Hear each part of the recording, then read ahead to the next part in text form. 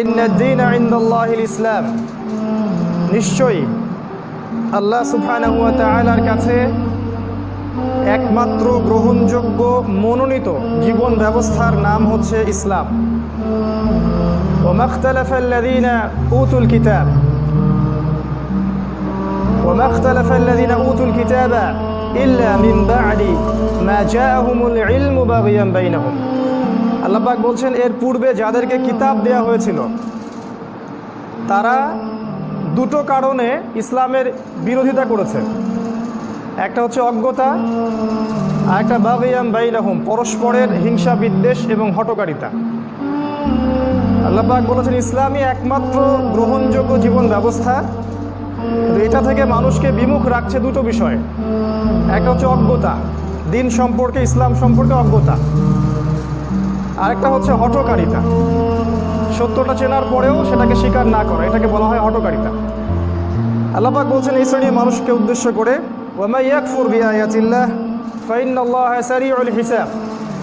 যারা আল্লাহ পাকের আয়াতগুলোকে কুফরি করবে, অস্বীকার করবে, ফাইন্নাল্লাহা সারিউল হিসাব, আল্লাহ পাক খুব শীঘ্রই তাদের কঠিন হিসাব নেবেন ইনশাআল্লাহ। একই সূরার 85 নম্বর আয়াতটার দিকে এবার আমরা আমাদের দৃষ্টি নিবদ্ধ করছি। আল্লাহ পাক এই সূরার মধ্যেই বলেছেন 85 নম্বর আয়াতে, ওয়া মান ইয়াবতাগি গায়রাল ইসলামি দীনান ফালান ইউকবালা মিন। কথাগুলো এই সময়ের জন্য বেশি প্রযোজ্য, যে যুগে আমরা বাস করছি, ফিতনাতুল মাসিহিদ দাজ্জাল এবং তার অনুসারীদের যুগ। এই যুগে এটা বেশি প্রয়োজন। আল্লাহ পাক বলেছেন, ওয়া মান ইয়াবতাগি গায়রাল ইসলামি দীনান ফালান ইউকবালা মিন। যে ব্যক্তি ইসলাম ব্যতীত, মানে আল্লাহ মনোনীত এই জীবন ব্যবস্থা ব্যতীত অন্য কোনো দিন তালাশ করবে বা অন্য কোনো জীবন ব্যবস্থা তালাশ করবে, ফালান ইউকবালা মিন, লা ইউকবালা, কোশ্চিন কালেও তার থেকে সেটা কবুল করা হবে না। যারা সামান্য আরবি ব্যাকরণ বোঝেন তারা বুঝবেন, লা ইউকবালা মানে হচ্ছে ফালান ইউকবালা, কোশ্চিন কালেও সেটা তার থেকে গ্রহণ করা হবে না। ওয়া হুয়া ফিল আখিরাতি মিনাল খাসিরিন, এবং সেই ব্যক্তি বা সেই দেশ বা সেই রাষ্ট্র বা সেই জাতি বা সেই বিশ্ব পরকালে ক্ষতিগ্রস্তদের অন্তর্ভুক্ত হবে, যারা আল্লাহ পাকের এই মনোনীত জীবন ব্যবস্থা ব্যতীত অন্য কোনো দিন তালাশ করবে। এবার আসেন এই সূরার 83 নম্বর আয়াতে। আশ্চর্যজনক একটা কিতাব কোরআন, এই একই সূরার মধ্যেই এই এতগুলো কথা আছে। এই সূরার মধ্যেই আছে 83 নম্বর আয়াতে আল্লাহ পাক বলছেন, আফা গায়রা দীনিল্লাহি ইয়াবগুন। আল্লাহ পাক বলছেন যে তারা কি তবে এই দিন ইসলাম ছাড়া অন্য কোনো দিন তালাশ করছে? আফা গায়রা দীনিল্লাহি ইয়াবগুন, তারা কি ইসলাম ব্যতীত অন্য কোনো রিলিজিয়ন বা কোড অফ লাইফ তালাশ করছে? আল্লাহ পাকের কথাটা খুব ভালো করে মনোযোগ দিয়ে শুনুন। আল্লাহ পাক বলছেন তারা কি ইসলাম ব্যতীত অন্য কোনো দিন তালাশ করছে? ওয়ালাহু আসলামা মান ফিস সামাওয়াতি ওয়াল আরদি তাওআন ওয়া কারহান। অথচ আল্লাহর কাছে আত্মসমর্পণ করেছে এই মহাবিশ্বের প্রত্যেকটা সৃষ্টি। আসমান সমূহ মানে মহাবিশ্বের যত প্রাণী আছে, জীব বা জড়, সবাই আল্লাহর কাছে আত্মসমর্পণ করেছে। ওয়াল আরদ, এবং এই পৃথিবীর সমস্ত প্রাণী মাখলুক, যাদের সত্তা আছে, সৌল আছে, আত্মা আছে, বা যাদের নাই, এই জীব জড় প্রত্যেকেই আল্লাহর কাছে আত্মসমর্পণ করেছে। তাওআন আও কারহান, ইচ্ছায় হোক অথবা অনিচ্ছায় হোক, ইচ্ছায় হোক অথবা অনিচ্ছায় হোক, তারা আল্লাহর সামনে আত্মসমর্পণ করেছে। আফা গায়রা দীনিল্লাহি ইয়াবগুন, কিন্তু এই মানুষরা কি আল্লাহর দিন ব্যতীত অন্য দিন তালাশ করছে? কথা কি ভাষা, ব্যাখ্যা করার আসলে আমাদের ল্যাঙ্গুয়েজ নাই, ভাষায় প্রকাশ করতে পারবো না। একই সূরায় 3টা কথা আল্লাহ বলেছেন। একমাত্র রিলিজিয়ন আল্লাহর কাছে ইসলাম, 1 নম্বর কথা। 2 নম্বর হচ্ছে ইসলাম ছাড়া অন্য কোনো রিলিজিয়ন কেউ তালাশ করলে আল্লাহ পাক কোশ্চিন কালও সেটা কবুল করবেন না। 3 নম্বর, আসমান জমিনের সব কিছু আল্লাহর সামনে আত্মসমর্পণ করেছে, করেনি শুধু মানুষ এবং জিন। একই সূরার মধ্যে আছে। এবার প্রশ্ন যে দিন শব্দের অর্থ আসলে কি, এটা এখন ব্যাখ্যা করতে হচ্ছে দুঃখজনক। উচিত ছিল এই সময়ে দিনের জন্য মানুষ জান মাল সময় শ্রম ব্যয় করে আল্লাহর পথে ফুল টাইম দাওয়া এবং জিহাদ করবে। এটা হচ্ছে এই সময় সবচেয়ে উপযুক্ত সময়। এটা এখন দিন শব্দের সংজ্ঞা ব্যাখ্যা করতে হয়। কারণ কিছু মানুষ মনে করে দিন মানে শুধু তসবিহ টেপা, দিন মানে শুধুমাত্র নামাজ পড়া, শুধু সওম রাখা বা শুধু বছর বছর হজ করা। কোরআনে প্রায় 13টা জায়গায় দিন শব্দটা আছে, আমি আজকে দেখেছি প্রায় 13টা জায়গায় এই দিন শব্দটা আছে এই কোরআনের মধ্যেই। যেখানে আল্লাহ পাক দিনটাকে শরীয়ত হিসেবে উল্লেখ করেছেন, সেটার ব্যাখ্যায় আল্লাহ বলেছেন যে এটা এমন একটা জীবন ব্যবস্থা যেটা মানুষের ইহকালীন কল্যাণ, পরকালীন মুক্তি দুটোর পথ সুগম করতে পারে। দ্বিতীয় কথা আল্লাহ বলেছেন যে এর মধ্যে মানুষের ব্যক্তি জীবন, পারিবারিক জীবন, সামাজিক, রাষ্ট্রীয় প্রত্যেকটা জীবনের খুঁটিনাটি বিষয়ের সমাধান থাকবে। এটার নাম দিন। আমরা ইংরেজিতে বলি এটাকে কমপ্লিট কোড অফ লাইফ, পূর্ণাঙ্গ জীবন ব্যবস্থা। জীবন ব্যবস্থা কাকে বলে? যে আদর্শের মধ্যে আমার জন্ম থেকে মৃত্যু, রান্নাঘর থেকে রাষ্ট্র, বাথরুম থেকে বিশ্ব, প্রত্যেকটা বিষয়ের খুঁটিনাটি ব্যাখ্যা আছে, এটার নাম দিন। যে ধর্মের মধ্যে এগুলোর খুঁটিনাটি ব্যাখ্যা নাই সেটাকে আমরা দিন বলি না। এজন্যই আল্লাহ পাক আগের দিনগুলোকে মানসুখ করে দিয়েছেন, রহিত করে দিয়েছেন, এবং আল্লাহ পাক কোরআন হাদিস নাজিল করে নতুনভাবে ইসলামটাকে আবারও নবায়ন করেছেন। দিনের ব্যাখ্যা এতটুকু জেনে রাখবো আমরা, এটা অর্থ শুধু ব্যক্তি জীবন না, শুধু ধর্মীয় জীবনও না, আমাদের ব্যক্তি থেকে শুরু করে বিশ্ব পর্যন্ত প্রত্যেকটা জীবনই এই দিনের অন্তর্ভুক্ত। তাওয়ান আও কারহান, কেউ ইচ্ছায় হোক আর অনিচ্ছায় হোক এটা স্বীকার করতে বাধ্য হবে, ইচ্ছায় হোক অথবা অনিচ্ছায়। কারণ এখন যারা ইচ্ছায় এগুলো স্বীকার করছে তারা পরকালে সফল ইনশাআল্লাহ, আর যারা স্বীকার করছে না তাদেরকে মৃত্যুর পর স্বীকার করানো হবে অনিচ্ছায়। তাওয়ান আও কারহান, এই হলো দিনের ব্যাখ্যা। তৃতীয় প্রশ্ন আসবে এখন যে ইসলাম, দিন ইসলাম অর্থটা আবার কি? আমরা অনেকের মুখে শুনি এখন, স্পেশালি যারা সেকুলার কনসেপ্টে বিশ্বাস করে, মানে গোড়া থেকে সেকুলার বা কমিউনিস্ট বা গোড়া ডেমোক্রেটিক, তাদের সংজ্ঞা অনুযায়ী দিন এমন একটা জিনিস যেটা মসজিদে আপনি নামাজ পড়বেন, তাসবিহ তাহলিল করবেন, জিকির আজগার করবেন, রোজা রাখবেন, হজ জাকাত দিবেন, মাশাআল্লাহ, তাদের বক্তব্য এতটুকুই দিনের অন্তর্ভুক্ত। তো তারা এতটুকুকে দিন ইসলাম মনে করে। কিন্তু আপনি যদি কোরআন এবং হাদিস খুঁটে খুঁটে পড়েন তাহলে দেখবেন যে আল কোরআনে যেমন সলাতের বিধান আছে, জাকাতের বিধান আছে, সওমের বিধান আছে, হাদিসে যেমন হজ, ওমরা ইত্যাদি সব খুঁটিনাটি মাসআলাগুলো আছে। অজু কেমন করে করবেন, গোসল কেমন করে করবেন, স্ত্রী সহবাস কেমন করে করবেন, খাবেন কিভাবে, বাথরুমে যাবেন কিভাবে, আপনি দেশ চালাবেন কিভাবে, সামাজিক আমাদের মূল্যায়নটা কেমন হবে, পারিবারিক মূল্যবোধ কেমন হবে, কিভাবে দেশের দুর্নীতি দূর করবেন, নৈতিকতার অবক্ষয় রোধ করবেন, প্রত্যেকটা বিষয় আপনি পাবেন কোরআন এবং হাদিসে। আল্লাহ পাক তার রাসূলের মাধ্যমে জানাচ্ছেন এই পুরো জিনিসটাই হচ্ছে দিন। ইসলামের এখানে নতুনত্বটা কি? এখানে কোনো নতুনত্ব নাই। প্রথম কথা হচ্ছে এটা, ইসলাম নতুন কোনো রিলিজন না। আদম আলাইহিস সালাম থেকে শুরু করে মুহাম্মদ সাল্লাল্লাহু আলাইহি ওয়াসাল্লাম পর্যন্ত প্রত্যেক নবী এই রিলিজনটাই ফলো করেছে। এখন আমরা যেটা দেখি এক এক মানুষ এক এক রিলিজিয়নের, এটা মানুষ ওই যে বাগিয়াম বাইনাহুম, একে অপরের হঠকারিতা আর অজ্ঞতা, এই দুটো কারণে মানুষ সঠিক ট্র্যাক থেকে সরে গেছে। আল্লাহ পাক একটা রিলিজন দিয়ে পৃথিবীতে পাঠিয়েছেন প্রত্যেক নবীকেই। কোরআনে অনেক জায়গায় পাবেন, সংক্ষিপ্ত সময় রেফারেন্স দেওয়ার সময় পাচ্ছি না, যে আল্লাহ পাক প্রত্যেক নবীকে আদেশ করেছিলেন যে তার কওমকে যেন তাগুত বর্জন করতে আদেশ করে এবং আল্লাহ পাকের ইবাদত করতে আদেশ করে। এই দুটোই ছিল তাদের মূলনীতি।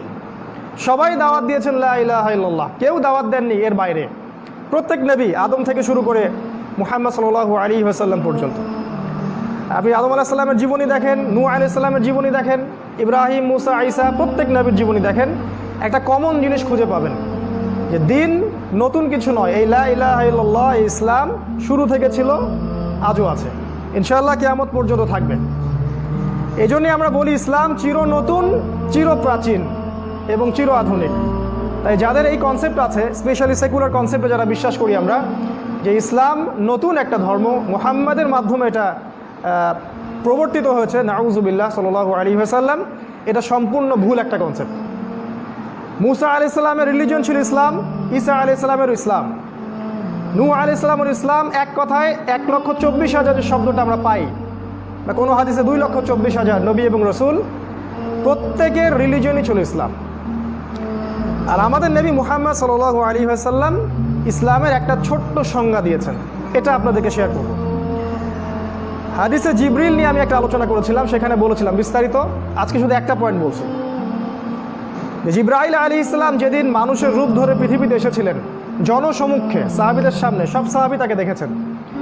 এটা রাসূল সাল্লাল্লাহু আলাইহি ওয়াসাল্লামের জীবনের প্রায় শেষ দিকের ঘটনা, বিদায় হজের পরে। তখন তিনি নবীজিকে 4টা প্রশ্ন করেছিলেন: ঈমান কাকে বলে, ইসলাম কাকে বলে, ইহসান কাকে বলে, আর কিয়ামত কবে হবে। এখানে নবী সাল্লাল্লাহু আলাইহি ওয়াসাল্লাম ইসলামের সংজ্ঞা দিয়েছিলেন, মাল ইসলাম। তিনি বলেছেন, আল ইসলাম আন তাশহাদু আল্লা ইলাহা ইল্লাল্লাহ, ইসলাম হচ্ছে তুমি প্রথমে সাক্ষী দিবে আল্লাহ ছাড়া কোনো মাবুদ নেই, ওয়া আন্না মুহাম্মাদান আবদুহু ওয়া রাসূলুহু, এবং মুহাম্মদ সাল্লাল্লাহু আলাইহি ওয়াসাল্লাম তার বান্দা এবং তার রাসূল। অর্থাৎ আপনি আল্লাহর একত্ববাদের উপর থাকতে হবে এবং রাসূল সাল্লাল্লাহু আলাইহি ওয়াসাল্লামের সুন্নাহর উপর থাকতে হবে। তাওহীদের সাথে শিরককে মেশানো যাবে না, সুন্নাহর সাথে বিদআতকে মেশানো যাবে। বাস লা ইলাহা ইল্লাল্লাহ পূর্ণ হয়ে গেল, মুহাম্মদুর রাসূলুল্লাহ পূর্ণ হয়ে গেল।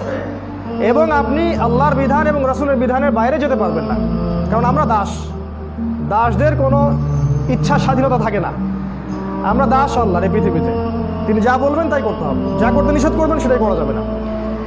1 নম্বর তিনি এটা বলেছেন। 2 নম্বর বলছেন ওয়া তুকিমুস সালাত, তুমি সালাত কায়েম করবে। ইসলামের বেসিক ফান্ডামেন্টাল, সালাত নাই ইসলাম নাই। যে সালাত কায়েম করে না, সালাত পড়ে না বা কায়েম করে না, তাকে আমরা মুসলিম হিসেবে ধরতে পারি না। এখানে কোনো টালবাহানার কোনো সুযোগ নাই যে এখানে ইচ্ছায় পড়ি না, অলসতা করে পড়ি না, সে ফাসেক, সে জালেম, সে কাফের, এই ক্যাটাগরি আল্লাহ রাসূল করে দেননি। তিনি বলছেন, মান তারাকা সালাতান মুতাআম্মিদান ফাকাদ কাফারা, যে ব্যক্তি সালাত ইচ্ছা করে ছেড়ে দিল সে ব্যক্তি কুফরি করলো। স্ট্রেট কাট কথা, যে ব্যক্তি সালাত ছেড়ে দিল সে কুফরি করলো। 3 নম্বর বলেছেন ওয়া তু'তিয়াজ যাকাত, তুমি যাকাত প্রদান করবে। সালাত আপনাকে করবে কি, আল্লাহর অভিমুখী করবে, আপনাকে আল্লাহর যে শেল বা রক্ষা কবচ এখান থেকে দূরে যেতে দিবে না। দিনে 5 বার আপনি আল্লাহর কাছে দেখা করবেন, আপনি পাপ থেকে দূরে থাকবেন ইনশাআল্লাহ। আর যাকাত কি করবে, যাকাত আপনার সমাজের মধ্যে ইকোনমিক স্যাংশন দূর করবে, অর্থনৈতিক যে অচল অবস্থা এটা দূর করে দিবে। যাকাত প্রতিষ্ঠিত থাকলে সমাজের মধ্যে ইকোনমিক একটা ফ্লুয়েন্সি থাকে, সবার কাছে কম বেশি অর্থ থাকে। আর যাকাতহীন যেটা সুদভিত্তিক অর্থনীতি, এখানে যেটা হয় যে ধনিক শ্রেণীর হাতে সব সম্পত্তি চলে যায় আর গরিব শ্রেণীর মানুষ দাস হয়ে থাকে, যেটা হচ্ছে এবং সামনে আরও ভয়াবহ আকার ধারণ করবে। জাতিসংঘ পর্যন্ত রিপোর্ট দিয়েছে, গতকাল দেখলাম, যে সামনে করোনা পরবর্তী বিশ্বে 50 থেকে 60 কোটি মানুষ দুর্ভিক্ষে মারা যাবে। ওরাই বলছে, আমরা বলছি না। কারণ ইকোনমিক স্যাংশন, অর্থনীতি যে অচল অবস্থা তৈরি হয়েছে, এটা যাকাত না থাকার কারণে হয়েছে, শুধু মহামারীর কারণে হয়নি। তিনি আরও বলেছেন তাহুজ্জুল বাইত মান ইসতাতা ইলাইহি সাবিলা, আরেকটা বলেছেন সওম রাখা রমাদান মাসে। এই হজ আপনাকে ইব্রাহিমী চেতনায় উদ্বুদ্ধ করবে এবং তাওহীদের উপর প্রতিষ্ঠিত থাকতে সাহায্য করবে। আর এই সওম আপনার আত্মশুদ্ধি দিবে, তাকওয়া অর্জনের মাধ্যম হবে। এই 5টাকে রাসূল সাল্লাল্লাহু আলাইহি ওয়াসাল্লাম বলেছেন ইসলাম, তিনি এই সংজ্ঞা দিয়েছেন। এখন আমরা যে সমস্যাগুলো দেখছি সমাজের মধ্যে, ইসলামের এই যে বেসিক সংজ্ঞাটা দিলাম, যে এই 5টা বেসিক ফান্ডামেন্টাল, এটা কমপ্লিট কোড অফ লাইফ, জীবনের প্রত্যেকটা বিষয়ের ব্যাখ্যা এখানে আছে। এই বিষয়টাকে কেন্দ্র করে আমাদের এই বিশ্বে, আমাদের শুধু রাষ্ট্রে না, আমাদের পুরো বিশ্বে কিছু সমস্যা সৃষ্টি হয়েছে। কিছু কিছু মানুষ এটাকে হৃদয় থেকে গ্রহণ করেছেন, কিছু কিছু মানুষ এটাকে গ্রহণ করেননি, কুফরি করেছেন। আবার কিছু মানুষ মুখে গ্রহণ করেছেন, ভিতর থেকে গ্রহণ করেননি। এই হচ্ছে বাস্তবতা। আবার কিছু মানুষ ইসলামের আংশিক অবস্থা নিয়েছেন, আংশিকটা নেননি। আবার কিছু মানুষ দেখা যাবে ইসলামের যে বিষয়গুলো নিজের স্বার্থে যায় সেগুলোকে নিয়েছেন, যেগুলো স্বার্থে যায় না সেগুলোকে নেন নাই। আল্লাহ পাক যেটা বলেছেন সেটা আয়াতটা বলে আমি অন্য প্রসঙ্গে যাচ্ছি। আল্লাহ পাক বলছেন উদখুলু ফিস সিলমি কাফা, আল্লাহ পাক বলছেন এই যে কমপ্লিট কোড অফ লাইফ তোমাদেরকে দিলাম, এখানে তোমরা প্রবেশ করো, ফিস সিলমি কাফা, পরিপূর্ণভাবে প্রবেশ করো, আংশিক প্রবেশ করো না। আল্লাহ পাক আরও বলেছেন ইসলামে প্রবেশ করো এবং তাগুতের সাথে কুফরি করো। আমাদেরকে কুফরি করতে বলেছেন। তাগুত কি? আল্লাহ বিরোধী যে কোনো শক্তি হচ্ছে তাগুত, ধর্মীয় ক্ষেত্রে হোক বা পলিটিক্যাল ক্ষেত্রেই হোক না কেন। এই দিনের প্রচার নবী সাল্লাল্লাহু আলাইহি ওয়াসাল্লাম করেছিলেন, প্রত্যেক নবী রাসূল করেছেন। এবং আমরা যদি আমাদের নবীর জীবনের দিকে তাকাই, আমরা দেখব যে মাত্র 23 বছরের ব্যবধানে তিনি মক্কার ওই জাহেলি সমাজটাকে পরিপূর্ণ একটা আলোকিত সমাজে পরিণত করেছেন। তাই করেননি? আমরা মক্কার দিকে তাকালে দেখব সেখানে সুদ ছিল, শিরিক ছিল, নারীর অবমাননা ছিল, জিনা ছিল, ধর্ষণ ছিল। আপনার গোত্রীয় দ্বন্দ্ব ছিল, মাদক ছিল। আপনি 23 বছর পরের মক্কার দিকে তাকাবেন, দেখবেন সেখানে কোনো শিরক নাই, না আছে কোনো মাদক, না আছে কোনো রেপ, না কোনো জিনা, না কোনো শিরক, না গোত্রীয় হানাহানি, কিছুই নাই। এই 23 বছরের নবী সাল্লাল্লাহু আলাইহি ওয়াসাল্লামের কাছে আল্লাহ পাক এই ইসলামটাকে আবার নবায়ন করে দিলেন, ওই প্রাচীন ইসলামই, নতুন ইসলাম না। আর এবার আল্লাহ পাক যেটা দিলেন সেটা হলো কোরআন এবং সুন্নাহ। কোরআন এবং সুন্নাহ। এর আগে ছিল তাওরাত, তার আগে জাবুর, এই যে তাওরাত, জাবুর, ইনজিল, তার আগে সুহুফি মূসা ওয়া ইব্রাহিম, অনেক কিতাব ছিল, ওগুলো সব হয়ে গেল রহিত। এরপরে আসলো কোরআন এবং সুন্নাহ। এই পর্যন্ত আমরা সবাই জানি, কিন্তু সমস্যা হচ্ছে এই কোরআন এবং সুন্নাহকে পরিপূর্ণভাবে বাস্তবায়নের ক্ষেত্রে আমাদের মধ্যে ত্রুটি দেখা যায়। আমরা কেউ ব্যক্তি জীবনে মানি তো পারিবারিক জীবনে মানি না, পারিবারিক জীবনে মানি তো সামাজিক জীবনে মানি না, সামাজিক জীবনে মানি রাষ্ট্রীয় জীবনে মানি না। আর এই গডলেস ওয়ার্ল্ডের কথা তো বাদই দিলাম। এবার আসেন, ইসলাম সম্পর্কে এতগুলো কথা বলার পর আমরা বিশ্বের দিকে তাকাই। ইসলামটাকে মাথার একদিকে রাখবেন আর বিশ্বটাকে এবার দেখবেন। তারপরে ইনশাল্লাহ আমরা কনক্লুড করব যে এই সিচুয়েশনে নাজাত পাবে কারা, সফল হবে কারা, সাফল্য কারা পাবে। এবার বিশ্বের দিকে তাকাই, চলেন। আমি যে বিশ্বের দিকে তাকাতে বলছি সেটা শুরু হয়েছে, আমি শুরু করছি রাসূল সাল্লাল্লাহু আলাইহি সাল্লামের জীবনী থেকে, খুব সংক্ষিপ্ত সময়। আপনারা যদি দেখেন রাসূলুল্লাহ সাল্লাল্লাহু আলাইহি ওয়াসাল্লাম যখন জীবিত ছিলেন তিনি ইসলামিক খেলাফা কায়েম করে দিয়েই গেছেন, তাই নয় কি? রাসূল সাল্লাল্লাহু আলাইহি ওয়াসাল্লাম ইসলামিক খেলাফা কায়েম করে দিয়ে গেছেন, ইসলামিক লজ, বেসিক প্রত্যেকটা ফান্ডামেন্টাল সমাজে বাস্তবায়ন করে দিয়ে গেছেন। তারপর আবু বকর সিদ্দিক কি সেখান থেকে সরে গেছিলেন? সেই ট্র্যাক থেকে কি তিনি সরে গিয়েছিলেন? উসমান রাদিয়াল্লাহু আনহু, ওমর ইবনে খাত্তাব বা আলী, কোনো খলিফাই এই ট্র্যাক থেকে সরে যান নাই। তারা সেই খেলাফার ভিত্তিটা শক্ত করে ধরে রেখেছিলেন। এক কথা, ইসলামী খেলাফা সমাজে রাষ্ট্রে কায়েম ছিল। এরপরে আসে উমাইয়াদের শাসন। উমাইয়াদের শাসনের মধ্যে যেটা দেখা যায় যে সমাজের মধ্যে অনেক দুর্নীতি, করাপশন চলে আসে এবং কিছু দুনিয়া পূজা চলে আসে, কিন্তু তারপরেও তার ইসলামিক শেলের মধ্যে ছিল, খেলাফা ছিল। তারপর আসে আব্বাসীয়রা, তখনও ভোগবিলাস বাড়তে থাকে আব্বাসীয়দের সময়ে এবং ইসলাম দুর্বল হতে থাকে, ইসলাম বিরোধী শক্তিগুলো জাগ্রত হতে থাকে। এক পর্যায়ে মঙ্গোলিজরা এসে বাগদাদকে আক্রমণ করে খেলাফা ধ্বংস করে দিতে চেষ্টা করে, তারপরেও খেলাফা টিকে ছিল, পুরোপুরি ধ্বংস হয়নি। এরপর আসে ফাতিমিদের খেলাফা, তারপরে আসে মামলুকদের শাসন, তারপরে মোগলদের শাসন, এরপর টার্কিদের শাসন, অটোমান এম্পায়ারদের শাসন। হিস্ট্রিগুলো যদি পড়েন বুঝতে পারবেন এই অটোমান এম্পায়ার বা 1914 সালের আগ পর্যন্ত ইসলামিক খেলাফার একটা শেল পৃথিবীতে ছিল, ছোট হোক আর বড় হোক। কখনো কেউ দুর্বল হয়েছে, আবার কখনো কাউকে শক্তিশালী করা হয়েছে, কেউ ক্ষমতা হারিয়েছে, কেউ ক্ষমতা পেয়েছে, কিন্তু ইসলাম ছিল, হোক সেটা আরবে বা তুর্কিতে বা কর্ডোভায় বা এই দিকের আপনার আমাদের সাবকন্টিনেন্টে কোনো না কোনো জায়গায় ছিল। এর পরের বিশ্বটার দিকে আমি আপনাকে তাকাতে বলছি, এর আগের বিশ্বের দিকে এখন দেখার দরকার নেই আপাতত। এর পরের যে বিশ্বটা, এটা দেখবেন 1700 সাল থেকে নিয়ে 1800 সাল পর্যন্ত সারা বিশ্বে একটা ব্যাপক রেভলিউশন হলো। সেটা হচ্ছে যে বিশ্বটা দুই ভাগে ভাগ হয়ে গেল। এই অংশটুকু ভালো করে বোঝার চেষ্টা করেন। বিশ্বটা দুই ভাগে ভাগ হয়ে যায়। একটা অংশে চলে যায় ইহুদিরা, খ্রিস্টানরা এবং মুশরিকরা, ইহুদিরা, খ্রিস্টানরা এবং মুশরিকরা। আরেকটা অংশে চলে আসে মুসলিমরা। এই দুইটা ভাগে বিশ্বটা ভাগ হয়ে যায়। এবার ইহুদি, খ্রিস্টান, মুশরিকদের মধ্যে আবার দুইটা গ্রুপ হয়ে যায়। একটা গ্রুপ হচ্ছে তারা গডলেস, তাদের কাছে ধর্ম কোনো বিষয় না, তারা জুলুম, ফাসাদ আর পাপাচারের বলে, ক্ষমতার বলে সারা বিশ্ব শাসন করতে শুরু করে। কিন্তু ইহুদি খ্রিস্টানদের মধ্যে আরও একটা দল ছিল যাদের হৃদয়টা করাপ্টেড ছিল না। তারা আজ পর্যন্ত তাদের ধর্মের যে বেসিক জিনিসগুলো আছে সেগুলো এখনও ধরে রেখেছে। কোরআনও এটার দলিল, সব ইহুদি, সব খ্রিস্টান যে খারাপ বা তাদের সাথে যে আমাদেরকে শত্রুতা করতে হবে এমনটা কোরআন শিক্ষা দেয়নি। কারণ কোরআন সূরা মাইদায় বলেছে এক শ্রেণীর খ্রিস্টান থাকবে, নাসারা থাকবে, যারা তোমাদের খুবই বন্ধুত্বপূর্ণ আচরণ করবে, তোমাদের সাথে হৃদ্যতায় তোমাদের খুব কাছে হবে। ওয়ালা তাজিদান্না আকরাবাহুম মাওয়াদ্দাতান লিল্লাযিনা আমানু আল্লাযিনা ক্বালু ইন্না নাসারা। আল্লাহ পাক বলছেন সূরা মাইদার মধ্যে যে তুমি দেখবে হে নবী, অবশ্যই আপনি দেখবেন যে এক শ্রেণীর খ্রিস্টান আছে যারা বলে আমরা নাসারা, তারা আপনাদের প্রতি খুব হৃদ্যতা, ভালোবাসা, মহব্বত দেখাবে। এই জন্য আমরা বলছিলাম একবার যে আজারবাইজানের উচিত ছিল আর্মেনিয়ার ব্যাপারে আবারও ভেবে দেখা, এবং টার্কির উচিত ছিল রাশিয়ার ব্যাপারে আবারও ভেবে দেখা। কারণ রাশিয়া এবং আমেরিকা এক পাল্লায় মাপলে চলবে না। সারা বিশ্বের মধ্যে অর্থোডক্স খ্রিস্টান একটা দল আছে যারা হৃদ্যতা, ভালোবাসায় মুসলিমদের কাছাকাছি, কিন্তু আমরা ওদেরকে চিনতে ভুল করছি। তাদের সাথে অ্যালায়েন্স করার বদলে আমরা উল্টা শত্রুতা করছি। এটার ফল আমাদেরকে ভোগ করতে হবে সামনে।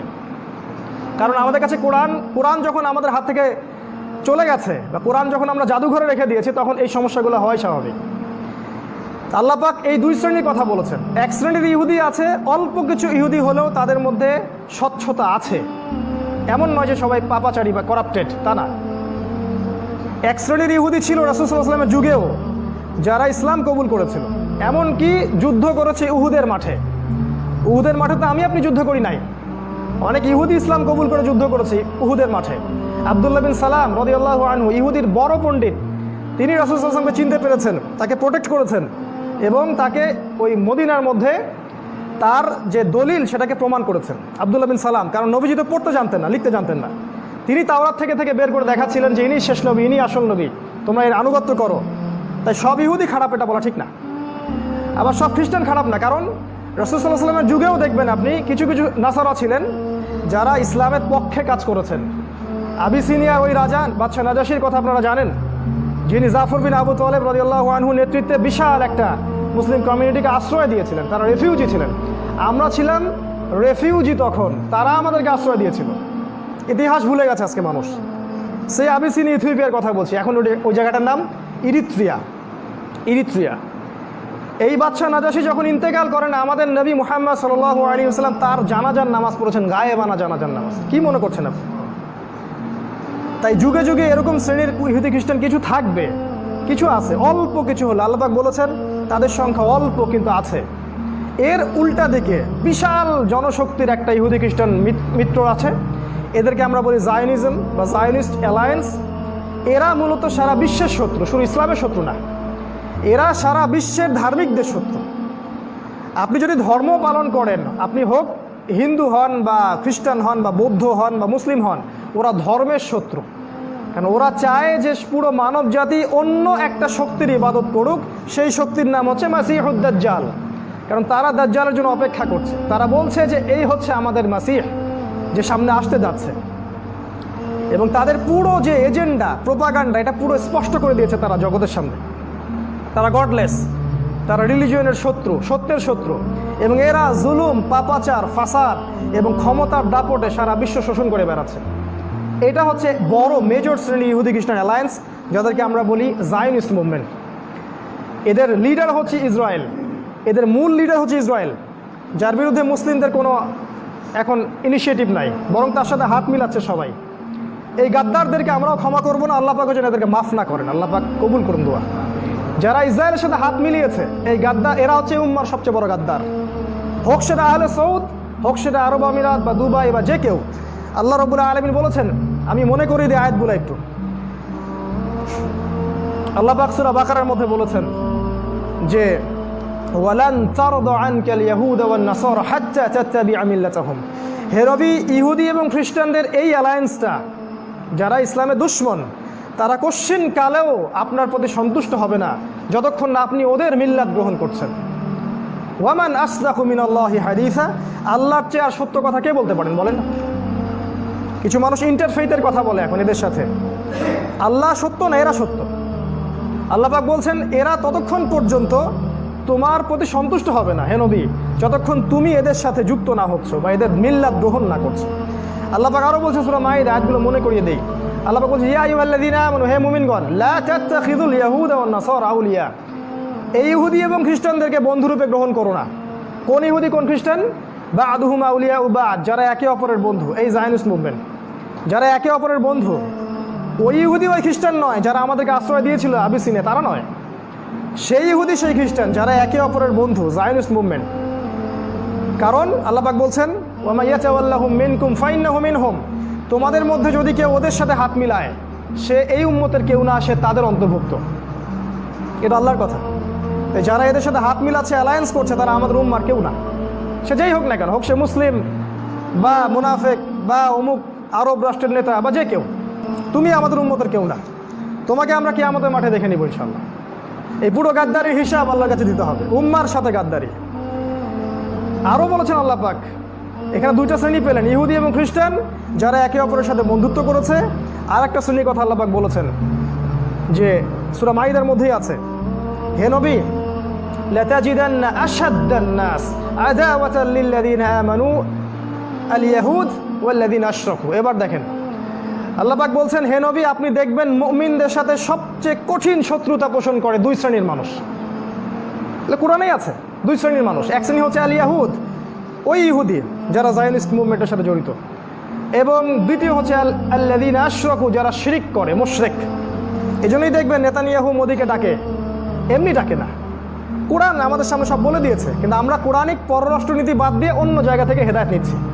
কোরআন বলেছে আমাদেরকে এরা তোমাদের প্রতি সবচেয়ে কঠোর, আমরা ওদের সাথে অ্যালায়েন্স করতে চাই, আমরা বলি বন্ধু রাষ্ট্র, আমরা এইসব কথা বলি। আল্লাহ পাক বলছেন এই ইহুদি এবং এই মুশরিকরা তোমাদের সবচেয়ে বড় শত্রু।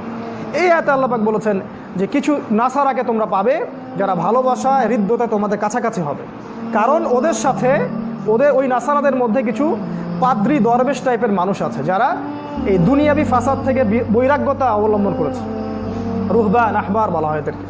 এখানে আপনি ওয়ার্ল্ড পলিটিক্স বুঝতে পারছেন, জিও পলিটিক্স, যে এই পুরো বিশ্বের মধ্যে সবচেয়ে শক্তিশালী এখন অ্যালায়েন্সটা হচ্ছে জায়নিস্ট মুভমেন্ট।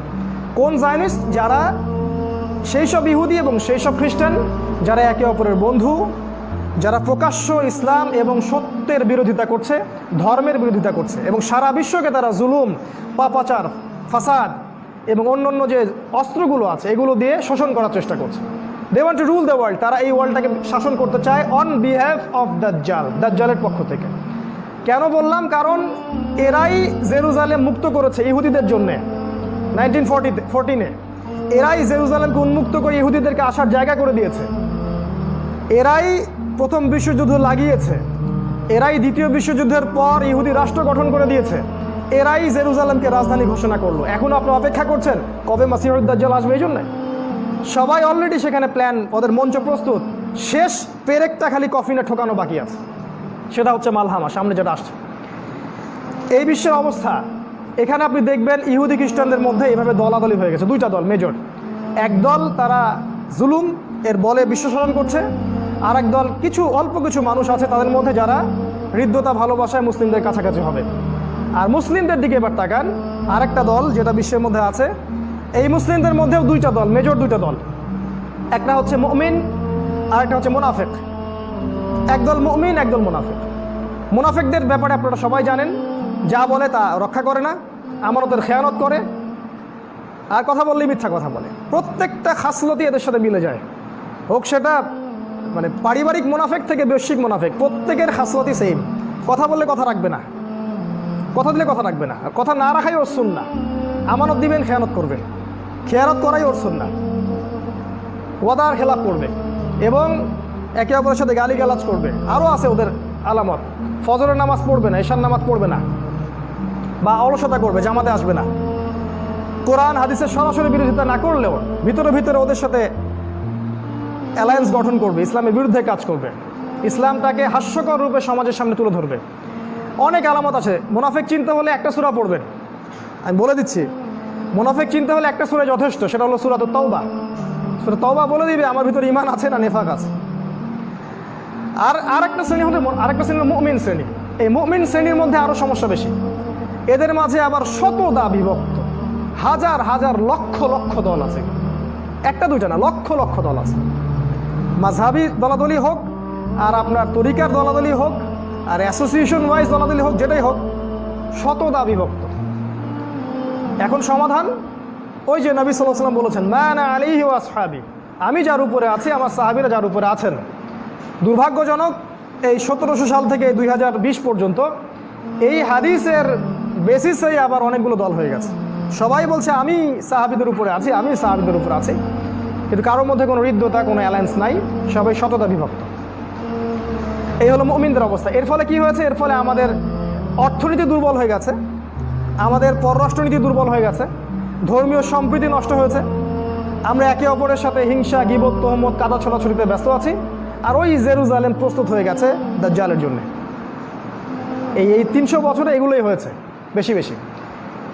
তবে একটা হাদিস আপনাদেরকে বলতে চাই, এটা আমার মনে হয় যুবক ভাইদের হৃদয়ে নাড়া দিবে। রাসূল সাল্লাল্লাহু আলাইহি সাল্লাম বলেছেন, এই রকম ফিতনার পরিবেশেও একটা দল থাকবে, একটা উম্মাহ থাকবে, একটা তাইফা থাকবে, মানে এক শ্রেণীর মানুষ থাকবে সারা বিশ্বে, যারা যাহিরিনা আলাল হক, হকের উপরে স্পষ্ট হবে, প্রকাশ্য হবে, গোপনে গোপনে না। আমি কে বক্তব্য দিচ্ছি চেনা যায় না এমন বক্তব্য না, স্পষ্টভাবে জাহের হবে সবার সামনে। হক মানে জাহের। নবী সাল্লাল্লাহু আলাইহি ওয়াসাল্লাম কি বক্তব্য দিয়ে সামনে পর্দা দিতেন নাকি? ওই হ্যামিলনের বাঁশিওয়ালার পিছনে ছোট তোমরা অনলাইনে।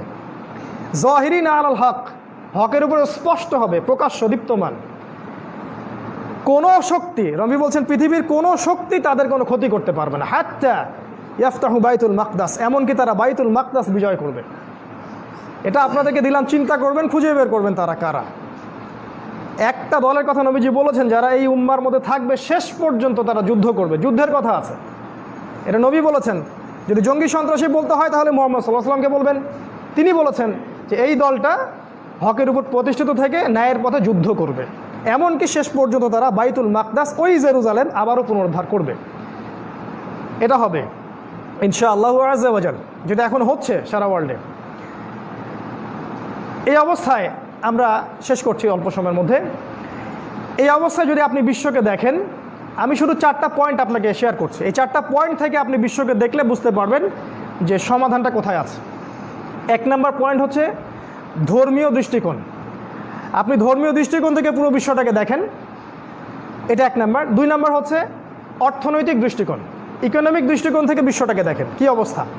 3 নম্বর আপনার সামাজিক দৃষ্টিকোণ থেকে দেখেন। 4 নম্বর পলিটিক্যাল দৃষ্টিভঙ্গি থেকে দেখেন। এই 4টা সেক্টর বলে দিলাম। এর বাইরে একটা আছে, সেটা আমি আজকে খুব পাবলিকলি বলছি না। এই 4টা সেক্টর থেকে আপনি বিশ্বটাকে দেখলে বুঝতে পারবেন আসলেই বিশ্বের কী অবস্থা। আমি কিছু ক্যালকুলেশন আপনাকে করে দিলাম খুতবার মধ্যে। ওই জেরুজালেম যারা দখল করেছে, ওই অবৈধ আল্লাহ পাকের লানত অভিশাপপ্রাপ্ত এই জিউসরা, এরা ব্রিটেনের সাথে অ্যালায়েন্স করেছিল, তারপরে আমেরিকার সাথে করলো। এখন তাদের বড় অ্যালায়েন্স আছে, ব্রিটেন, আমেরিকা, ফ্রান্স, জার্মানি, এইদিকে অস্ট্রিয়া, হাঙ্গেরি, এই পাশের আমেরিকা, ওইদিকে অস্ট্রেলিয়া, এইদিকে ইন্ডিয়া, পুরো বিশ্বের বড় বড় পরাশক্তিগুলো করে হাত করে নিয়েছে। আর মুসলিম দিকে তাকালে আমি বললাম শততা বিভক্ত, আমাদের শক্তি নাই, শক্তি নাই। তবে একটা কথা মনে রাখবেন, ওই একটা হাদিস বলেছি, বিজয়ী হবে একটা দল। আরেকটা আয়াত মনে রাখবেন, আল্লাহ পাক বলেছেন কাম মিন ফিআতিন কালিলা গালাবাত ফিআতান কাসীরাতান বিইذনিল্লাহ। আল্লাহ পাক বলেছেন কতই না ক্ষুদ্র দল ছিল এই পৃথিবীতে, কতই না ক্ষুদ্র দল ছিল যারা বড় বড় দলের উপর বিজয়ী হয়েছিল বিইذনিল্লাহ, আল্লাহ পাকের ইজনে, আল্লাহ পাকের সাহায্য। এটাই সেই দল যারা বিজয়ী হবে ইনশাআল্লাহ। তবে এখন বিশ্বকে আপনি 4টা দৃষ্টিভঙ্গি থেকে দেখেন। এই আপনি ধর্মীয় দৃষ্টিভঙ্গি দিকে তাকান, দেখবেন আমি যেটা বললাম, ধার্মিকদের মধ্যে এখন পরিপূর্ণ ধর্ম পাবেন না, ধর্মের অংশ পাবেন। হয়তো কেউ নামাজি পাক্কা, অর্থনৈতিক জীবনে পাক্কা সুদখোর, কেউ হজ ওমরা করে হাজী সাহেব, আল্লাহ বিরোধী আইন বাস্তবায়ন করছে। কাউকে দেখবেন যে মাশাআল্লাহ তসবির দানা নিয়ে ওই কোনায় বসে আছে, বোনকে সম্পত্তি দেয় না, সামাজিক মূল্যবোধ ভালো না, চরিত্র ভালো না। এমনকি দুঃখজনক, মানে দুর্ভাগ্যজনক যে আল্লাহ পাক যে কী আযাব দিচ্ছেন আমাদেরকে আল্লাহ ভালো জানেন। এখানেও হয়তো বা ইহুদি খ্রিস্টানের কোনো চক্রান্ত থাকতে পারে, তবে আমার মনে হয় না যে এখানে আমাদেরও দোষ কম আছে। আমরা মাদ্রাসাগুলোর দিকে তাকাচ্ছি, এখন কিছু কিছু মাদ্রাসায় দেখছি এমন কিছু ঘটনা ঘটছে যেটা ভাষায় প্রকাশ করার মতো না। মানে ধার্মিকদের যে নৈতিক অবক্ষয়, এটা যে কোন জায়গায় চলে গেছে, মানে ধর্মটাকে আমরা আসলে সেইভাবে পালন করতে পারছি না। ধর্মের স্টেজ হচ্ছে প্রথমে সে মুসলিম হবে, আত্মসমর্পণ করলো, তারপরে হবে মুমিন, পরিপূর্ণ খাঁটি বিশ্বাসী, কথায় কাজে আমলে বাস্তবায়ন করবে। 3 নাম্বার, এরপর উঁচু লেভেল মুত্তাকি, এরপর সে তাকওয়া অবলম্বন করবে, আর উঁচু লেভেল। তারপরে হবে মুহসিন, ইহসান, এমনভাবে আল্লাহর ইবাদত করবে যেন আল্লাহকে দেখতে পাচ্ছে। এই জিনিসগুলো আমরা পার করতে পারছি না। মুসলিম, মুমিন, মুত্তাকি, মুহসিন, এই লেভেলগুলো পার করতে পারছি না। ধার্মিক জীবনে দেখেন আমাদের মধ্যে ধর্মীয় ত্রুটি হচ্ছে। যারা ধর্ম পালন করছি সিরিয়াসলি করছি না, গা ছাড়াভাবে করছি, মনে করছি এতটুকু করলেই হয়ে যাবে। কেন জানি একটা অলসতা কাজ করে ভিতরে, আর স্বপ্নগুলো আমাদের খুব ছোট হয়ে গেছে। আমরা অল্পতে সন্তুষ্ট হয়ে যাচ্ছি, এতটুকু হলেই চলবে, আমাদের উঁচু কোনো ভিশন নাই। এটা গেল আমজনতার কথা। আলেমন আমাদের দিকে তাকান, শততা বিভক্ত। এখন কথাবার্তা ল্যাঙ্গুয়েজ শুনলে মনে হয় না আদৌ সে আলেম কিনা, বিহেভিয়ার দেখলে মনে হয় না আদৌ সে আলেম কিনা। আপনি যদি দেখেন অসংখ্য ইমাম আছে ওর ছেলে নামাজ পড়ে না, ওর বউ পর্দা করে না। অসংখ্য বক্তা আছে যে আপনি দেখবেন মাদকদ্রব্য খাচ্ছে। ইভেন অনেকে দেখবেন যে পরকীয়ায় লিপ্ত হয়ে গেছে, জিনা করতেছে। দুঃখজনক কথাগুলো বলছি, তা দুঃখজনক। মুসলিমদের মধ্যে এই সমস্যাগুলো হচ্ছে কারণ ধর্মের পরিপূর্ণতা নাই। আমরা ধর্মটাকে ঠাট্টা তামাশার পাত্র বানাচ্ছি, সিরিয়াসলি নিচ্ছি না যে এই দিনটা আল্লাহ পাঠিয়েছেন আমাদের ইবাদত করার জন্য না, বিজয়ী হওয়ার জন্য। হুয়াল্লাযী আরসালা রাসূলাহু বিল হুদা ওয়া দীনিল হক লিইয়ুযহিরাহু আলা দীনি কুল্লিহি। এই দিনটা আল্লাহ পাঠিয়েছেন যাতে করে হকের উপর আমরা বিজয়ী হতে পারি। আর আমরা তো বিজয়ের জন্য নামছি না মাঠে, বিজয়ী হব কেমন করে? এটা ধার্মিকদের অবস্থা। আলেমদের অবস্থা দেখবে শততা বিভক্ত, সবাই একে অপরের সাথে কাদা ছোড়াছুড়িতে ব্যস্ত আছি। এই সময় পর্যন্ত এসেও আমরা এক জায়গায় আসতে পারছি না।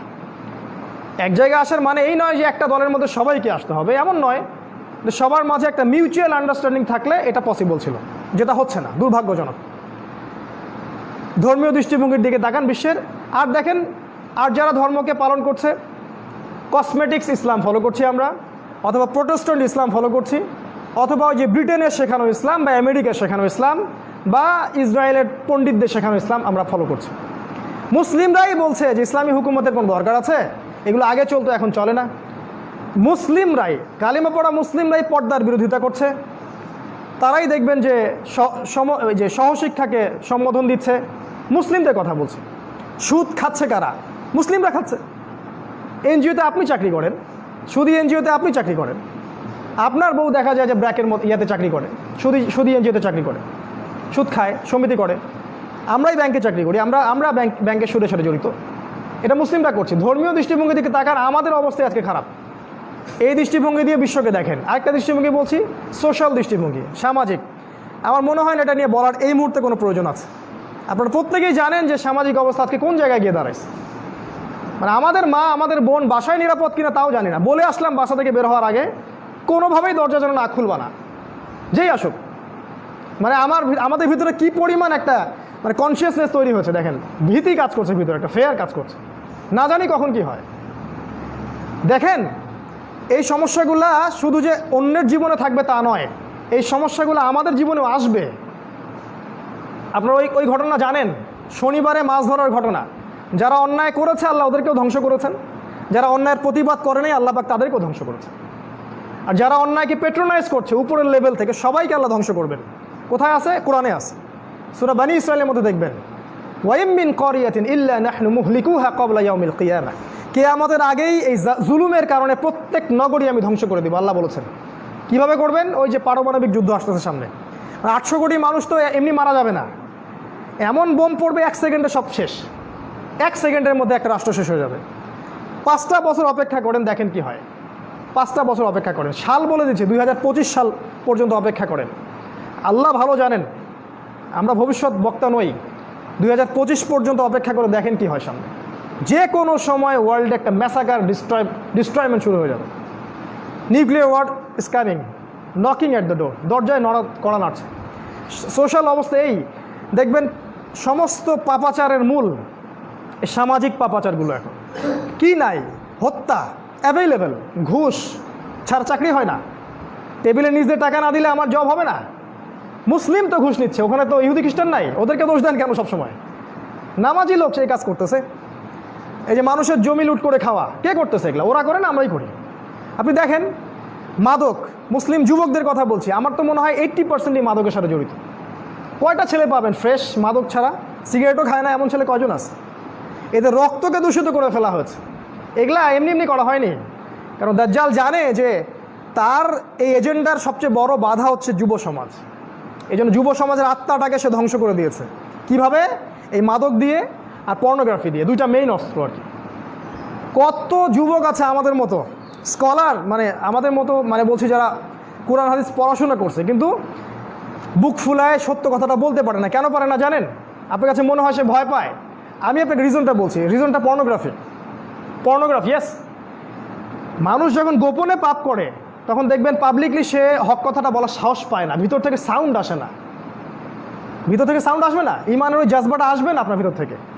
কারণ ওই পর্নোগ্রাফির কারণে হৃদয়টা আস্তে আস্তে আস্তে আস্তে ডেড হার্ট, মরে গেছে। এখন সেখানে নূর নাই, এই জন্য সে সত্য কথাটা বলতে পারছে না।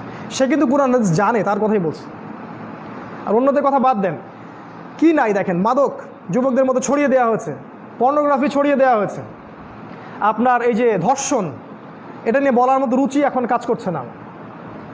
কোনো বিচার পাবেন না আপনি, ওই দুই একটা আইওয়াস। আচ্ছা, নাউজুবিল্লাহ, আমাদের মা বোনদেরকে রেপ করার পরে বিচার হয়েও কি হয়? শান্তি হবে? কি হবে? ওর 5 বছর কারাদণ্ড দিবেন আপনি, ইজ্জতটা যে চলে গেল। ওই মেয়েটার কী হবে? একটা মেয়ের রিপোর্ট দেখলাম গত পরশু দিন, একটু সময় নিচ্ছে, আপনার একটু ধৈর্য সহকারে বসেন। মেয়েটাকে রেপ করেছে তার চাচাতো ভাই কয়েকজন ওর গুন্ডা বাহিনীকে নিয়ে, পলিটিক্যাল শেল্টারে, নাম বলছি না, আপনারা জানেন কারা এই কাজগুলো করে। পলিটিক্যাল শেল্টারে কাজটা করা হয়েছে এবং সেই মেয়ের সেই গর্ভে সন্তান এসেছে, সেই বাচ্চাটাকে সে জন্ম দিয়েছে, সেই বাচ্চাটা বয়স এখন 4 বছর। ওই মেয়েটা সমাজে কীভাবে চলে? সমাজের মানুষ ওকে ছিছি করে, ওই মেয়েটাকে ছিছি করে, ওই বাবার কোনো পরিচয় নাই। আর কোনো মুসলিম যুবক আজকে ওই মেয়েটার পাশে দাঁড়ালো না, কেউ দাঁড়ালো না। ওই মেয়েটা যদি আমার বোন হতো বা আমাদের প্রধানমন্ত্রীর মেয়ে হতো, যদি এই মেয়েটা আমাদের পলিটিক্যাল লিডারদের কারো মেয়ে হতো বা বোন হতো, আপনি কি করতেন? চিন্তা করেন। এই কথাটা এই জন্য বললাম, নবী সাল্লাল্লাহু আলাইহি ওয়াসাল্লাম জিনা এবং ধর্ষণ ঠেকানোর জন্য একটা ফিলোসফি দিয়েছেন, যে নিজের করে চিন্তা করা। দেখবেন, আমি দলিল দিচ্ছি, একটা ছেলে এসেছিল না, এসে বলেছিল যে আমি জিনা করতে চাই ইয়া রাসূলুল্লাহ, আমি ইসলামের সব মানতে রাজি আছি, বাট আমাকে জিনার অনুমতি দেন। নবীজি কি বলেছেন? তার উপর রাগ হন নাই। নবীজি বলেছেন, তোমার মায়ের সাথে কেউ জিনা করলে তুমি কি তা পছন্দ করবে? কি নেতা, কি রকম ইন্টেলেকচুয়াল নেতা দেখেন। তোমার বোনের সাথে করলে কি পছন্দ করবে বাবা? তোমার ফুপুর সাথে, তোমার খালার সাথে, তোমার মেয়ের সাথে। ছেলেটার ভিতরটা কিন্তু একদম মানে আবেগে সে আর আপ্লুত হয়ে থাকতে পারলো না, ঝরঝর করে কাঁদতে থাকলো, ইয়া রাসূলুল্লাহ, আমি তো এটা কখনো পছন্দ করবো না। তখন তিনি বললেন, যার সাথে তুমি এটা করতে চাচ্ছ অবৈধ কাজ, সেও কারো না কারো বোন, কারো না কারো মা, কারো না কারো ফুফু, কারো না কারো খালা। হাদিসটা দেখেন, বুখারীতে আছে না? নিজের করে চিন্তা করবেন না, আইন বাস্তবায়নও করতে পারবেন না আপনি। যখন মনে করবেন এই দেশের প্রত্যেকটা ধর্ষিতা বোন আমার মা, আমার স্ত্রী, আমার দেশ আজকে ধর্ষিত, তখন আপনি আইন পাশ করতে পারবেন। আর পাশ করলেই হয় না, এটার সঠিক বাস্তবায়ন থাকতে হয়। একটা কথা আছে না, স্বাধীনতা অর্জন হচ্ছে রক্ষা করা কঠিন। আইন পাশ করলেই সব হয় না, এটাকে বাস্তবায়ন করার মতো সেই ঈমান তাকওয়াবান জনসমষ্টি গড়ে তুলতে হবে। আরেকটা বিষয় হলো যে জনগণ যখন খারাপ হয় তখন শাসকদেরও করার কিছু থাকে না। সমস্যাটা শুধু শাসক বর্গের মধ্যে নেই, এটা আমাদের সমস্যা। আমাদের নবীজি যখন হুদুদ কেসাসগুলো কায়েম করেছেন, তার আগে সাহাবীদেরকে তৈরি করেছিলেন, এমনভাবে তৈরি করেছেন, একটা সাহাবী যদি জেনা করেন, এসে নবীজির কাছে বলেছেন, ইয়া রাসূলুল্লাহ, আমি জেনা করেছি, আমাকে পবিত্র করেন। একটা ছেলে কি আমাদের এখানে এর কথাটা বলতে পারবে? কারণ এই তাকওয়া আমরা তাকে ট্রেন্ড আপ করিনি। আপনি ইসলাম তুলে দিয়েছেন শিক্ষা ব্যবস্থা থেকে, রাষ্ট্র থেকে, সংবিধান থেকে, আপনার এডুকেশন সিস্টেম থেকে, ইকোনমিক সিস্টেম থেকে। আপনি কেমন করে আশা করছেন যে একটা পুণ্যবান, একটা আলোকিত প্রজন্ম গড়ে উঠবে? এরা তো পর্নোগ্রাফিতে থাকবেই, মাদক খাবেই, ধর্ষণ করবেই, রেপ করবেই। কোনো আধ্যাত্মিকত্ব নাই, কোনো আইনের শাসনও নাই, এবং ইসলামী হুকুমতগুলো নাই। দ্যাট ইজ ওয়াই প্রবলেমগুলো হচ্ছে। আর এগুলো আস্তে আস্তে আরও বাড়তে থাকবে, কারণ নবীজি বলেছেন সামনে মানুষ গবাদি পশুর সাথে জেনা করবে।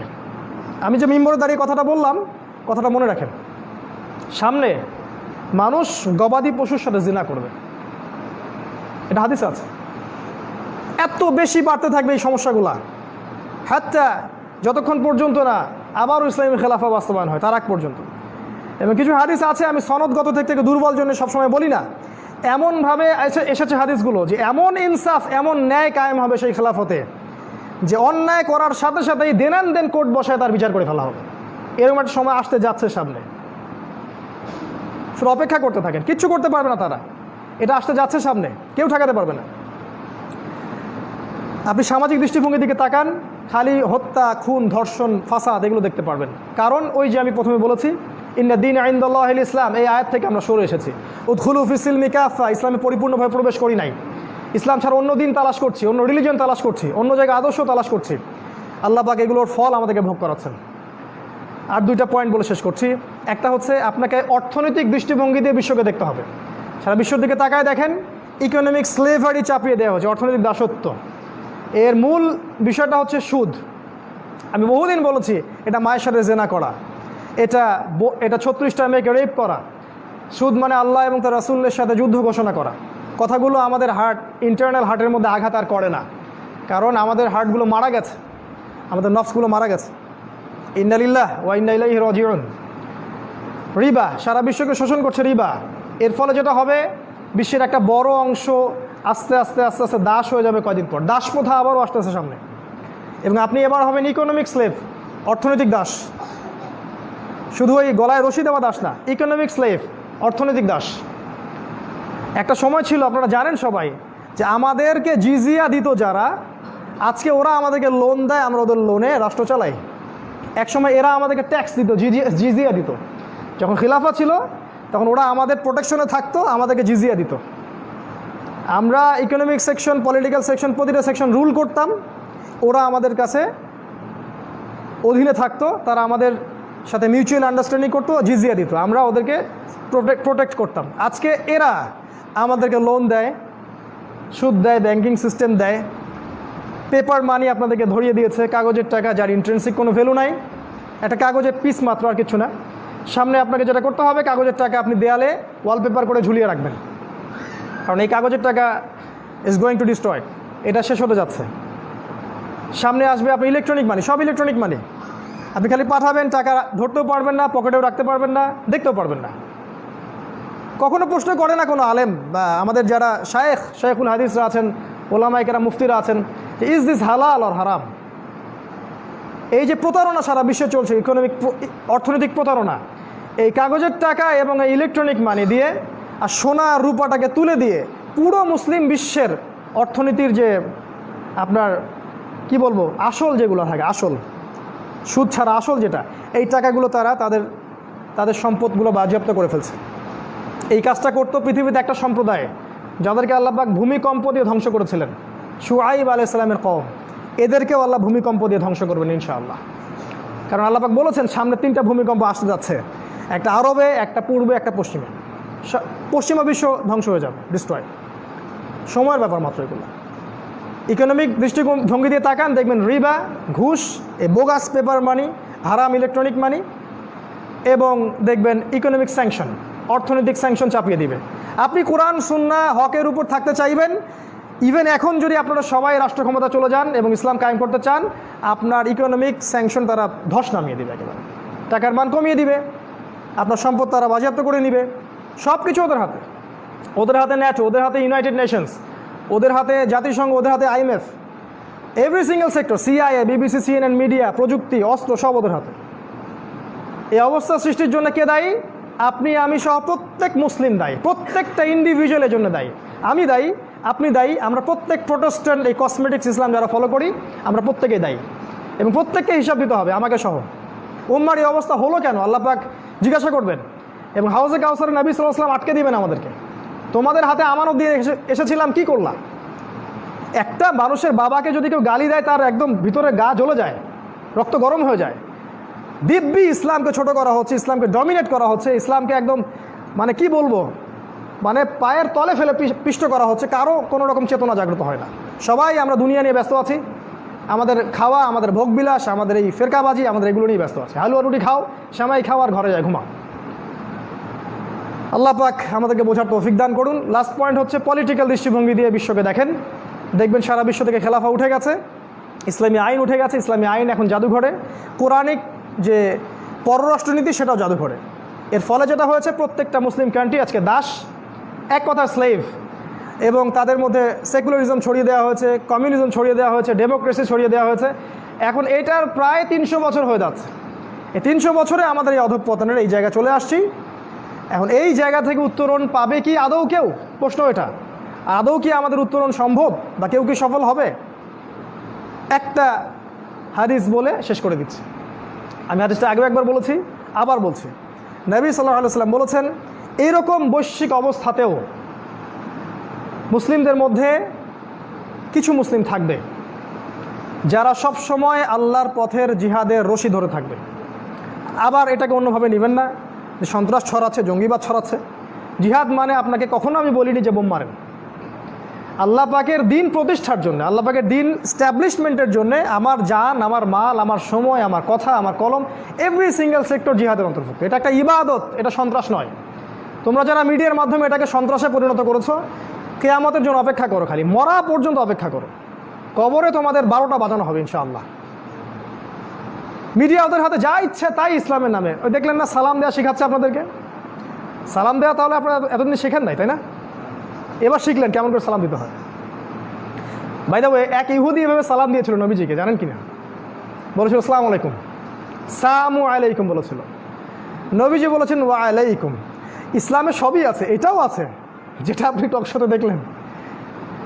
আয়েশা রাদিয়াল্লাহু আনহা এই শব্দটার ভাষার অর্থটা বুঝেছিলেন। তিনি বলেছিলেন যে ইয়া রাসূলুল্লাহ, এর উপর বদদোয়া করা দরকার।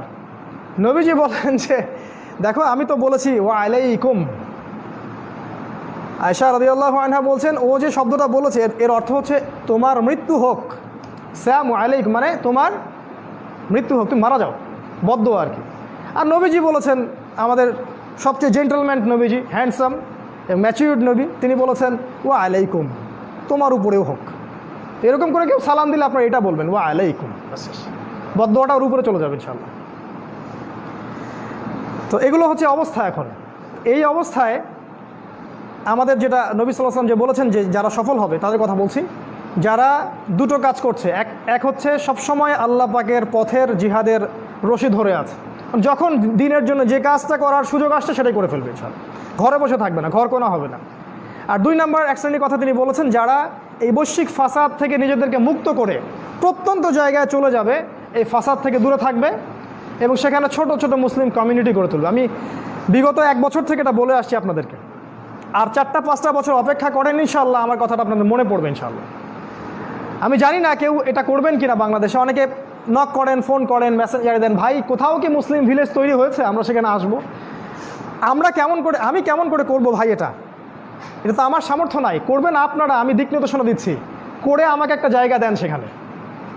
আপনারা করে আমাকে একটা ছোট্ট ঘর দেন, এমন জায়গা যাদের সামর্থ্য আছে প্রত্যন্ত জায়গার জমিগুলো কিনে ফেলেন, সেখানে ডেইরি প্রজেক্ট করেন, মাছের চাষ করেন, খাবার উৎপন্ন করেন, ছোট ছোট মুসলিম কমিউনিটি গড়ে তোলেন, মাদ্রাসা করেন, মসজিদ করেন, একটা কমিউনিটি, একটা ওয়ান আমির ওয়ান জামা, এরকম গড়ে তোলেন। সামনে খাবার পাবেন না ভাই, ওষুধ পাবেন না, সামনে পৃথিবীতে সূর্যের আলো প্রবেশ করবে না। একটা নিউক্লিয়ার ওয়ারকে আপনি কি মনে করছেন?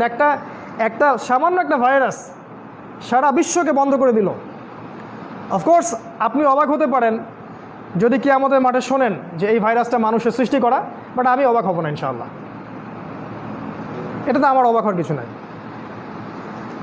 প্রত্যন্ত জায়গায় চলে যাওয়া একটা সমাধান বলছেন নবীজি, কারণ তিনি বলেছেন মুমিনরা সকালে মুমিন থাকবে, বিকালে কাফের হয়ে যাবে, বিকালে কাফের থাকবে, সকালে মুমিন হয়ে যাবে। তিনি আরও বলেছেন যে এই সময়গুলোতে সফল হবে আসহাবুল কাহাফের মতো যারা থাকতে পারবে, যারা আল্লাহর পথে জিহাদের রশি ধরে থাকবে, যারা আল্লাহ পাকের পথে জান মাল সময় শ্রম ব্যয় অব্যাহত রাখবে, যারা ইউনাইটেড থাকবে, কমিউনিটি গড়ে তুলবে, এবং যারা এই যুগেও সুন্নাহর উপর আঁকড়ে থাকবে। নবীজি বলেছেন তোমাদের মতো 50 জন শহীদ সাহাবীর নেকি তারা পাবে ইনশাআল্লাহ। এই পরিস্থিতি থেকে উত্তরণের জন্য আপনারা আমার কি করণীয়, এই করণীয় বিষয়গুলো আপনারা চিন্তা করবেন। আমি শুধু আপনাদেরকে চিন্তার খোরাক দিলাম আজকে জুমার খুতবায়। সিচুয়েশন এরকম, আপনি পলিটিক্যাল দৃষ্টিভঙ্গি থেকে, অর্থনৈতিক দৃষ্টিভঙ্গি থেকে, ধর্মীয় এবং সামাজিক দৃষ্টিভঙ্গি থেকে বিশ্বকে দেখার চেষ্টা করেন এবং জিও পলিটিক্সটাকে কোরআন থেকে পড়ার চেষ্টা করেন, হিস্ট্রি পড়েন, নবী সাল্লাল্লাহু আলাইহি ওয়াসাল্লামের সুন্নাহগুলোর উপর আমল করেন, তার স্ট্যাটিস্টিক এবং তার যে স্ট্র্যাটেজি সেগুলো অ্যাপ্লাই করেন। ইনশাআল্লাহ আমরা শেষ জামানায় সেই সব মুমিনদের অন্তর্ভুক্ত হতে পারবো ইনশাআল্লাহ, যারা আল্লাহর পথে সবসময় নিজেদের জানমাল সময় শ্রম ব্যয় করতে প্রস্তুত, যারা হিজরত করতে প্রস্তুত, যারা প্রত্যন্ত জায়গায় আসহাবুল কাহাফের মতো থাকতে প্রস্তুত, বা ফিতনার যুগেও ঈমান আমল নিয়ে 50 জন সাহাবীর নেকি প্রাপ্ত, এই সুসংবাদপ্রাপ্ত সাহাবীদের যে দলের কথা নবীজি বলেছেন তাদের অন্তর্ভুক্ত হওয়ার সৌভাগ্যপ্রাপ্ত হবে ইনশাআল্লাহু আযজা ওয়া জাল। আল্লাহ পাক আমাদের সবাইকে এই বিষয়গুলো বোঝার এবং আমল করার তৌফিক এনায়েত করুন। একটা দিন আপনার জন্য অনেক কিছু, একটা দিন আপনার জন্য অনেক কিছু, আপনি এক পা কবরের দিকে চলে গেলেন, দুনিয়ার মোহটা থেকে বের হয়ে আসেন। দুনিয়া কিছুই না, কিচ্ছু না দুনিয়া। সকালে আপনি না থাকলে আপনাকে বিকেলেই এরা মাটি দিয়ে আসবে। চোখ বন্ধ করে চিন্তা করবেন রাত্রেবেলা আপনি পৃথিবীতে নাই, আপনার স্ত্রী, আপনার সন্তান, আপনার প্রতিষ্ঠান, আপনার সংগঠন, আপনার সব কিছু কি থেমে আছে না চলছে? সব চলবে ভাই, কেউ থেমে থাকবে না, শুধু আমরাই থাকবো না। অতএব আমাদের কবরের চিন্তা আমাদেরকে করতে হবে। জ্ঞান অনুযায়ী আমল করি, অবহেলা না করি ইনশাআল্লাহ। 3 নাম্বার, আদর্শ পরিবার গঠন করেন। পরিবারটা হবে ডিনামাইট। রাষ্ট্র বিশ্ব কই যায় যাক, আপনার পরিবার যেন ইসলামের আদর্শের উপর থাকে। কারণ কু আনফুসাকুম ওয়া আহলিকুম নার, নিজে বাঁচো জাহান্নামের আগুন থেকে, পরিবারকে বাঁচাও। আপনার ছেলের ব্যাপারে সচেতন হন, মেয়ের ব্যাপারে সচেতন হন, স্ত্রীর ব্যাপারে সচেতন হন। আপনার পরিবার, আপনার রক্তের সম্পর্ক, আত্মীয়, এদের মাঝে আপনি দিনের প্রচারটা করেন। কোথায় কে জাহান্নামে যায় যাক, ওটার পরের চিন্তা আপনার, ওটা চিন্তা আপনার করতে হবে না এখন। আপনি আপনার পরিবারের দিকে ফোকাস করেন। যদি আপনি পরিবারকে ইসলামিক আদর্শে গড়তে না পারেন বা অবহেলা করেন, অবশ্যই আপনাকে এর জন্য আল্লাহ পাক জবাবদিহি করাবেন। হাদিসটা আপনারা সবাই জানেন, কুল্লুকুম রাইন ওয়া কুল্লুকুম মাসউলুন আন রাইয়াতি। তোমাদের প্রত্যেক ব্যক্তি দায়িত্বশীল, প্রত্যেকটা ব্যক্তি দায়িত্বশীল, এবং প্রত্যেকটা ব্যক্তিকে তার দায়িত্ব সম্পর্কে আল্লাহ পাক জিজ্ঞাসা করবেন কিয়ামতের মাঠে। একজন স্ত্রী তার ঘরের দায়িত্বশীল, স্বামী তার বাড়ির দায়িত্বশীল, সমাজের নেতা সমাজের দায়িত্বশীল, রাষ্ট্রের নেতা রাষ্ট্রের দায়িত্বশীল। সবাইকে সবার দায়িত্ব সম্পর্কে কিয়ামতের মাঠে আল্লাহ পাক জিজ্ঞাসা করবেন। উত্তর না দিয়ে কেউ এক পা আগাতে পারবে না, লা আল্লাহ, কখনো নয়। 4 নাম্বার, ইসলামের দাওয়াতটা প্রচার করতে থাকেন। যতটা জ্ঞান আপনি অর্জন করেছেন, আমল করছেন, পরিবার গঠন করেছেন, এখন আপনি ইসলামের দাওয়াত দিতে থাকেন। আপনার পরিচিত মহলেই দাওয়াত দেন, আপনার সাধ্যমতো দাওয়াত দেন। আমরা আপনাকে বলছি না আপনি দিন একদম প্রতিষ্ঠা করেন, কায়েম করেন, এই করেন সেই করেন, এটা না। আপনি দাওয়াতি কাজ করতে থাকেন, এবং দাওয়াতি কাজ করতে হলে আপনাকে নমনীয় হতে হবে। খুব কঠোর হলে দাওয়াতি কাজ করা যায় না।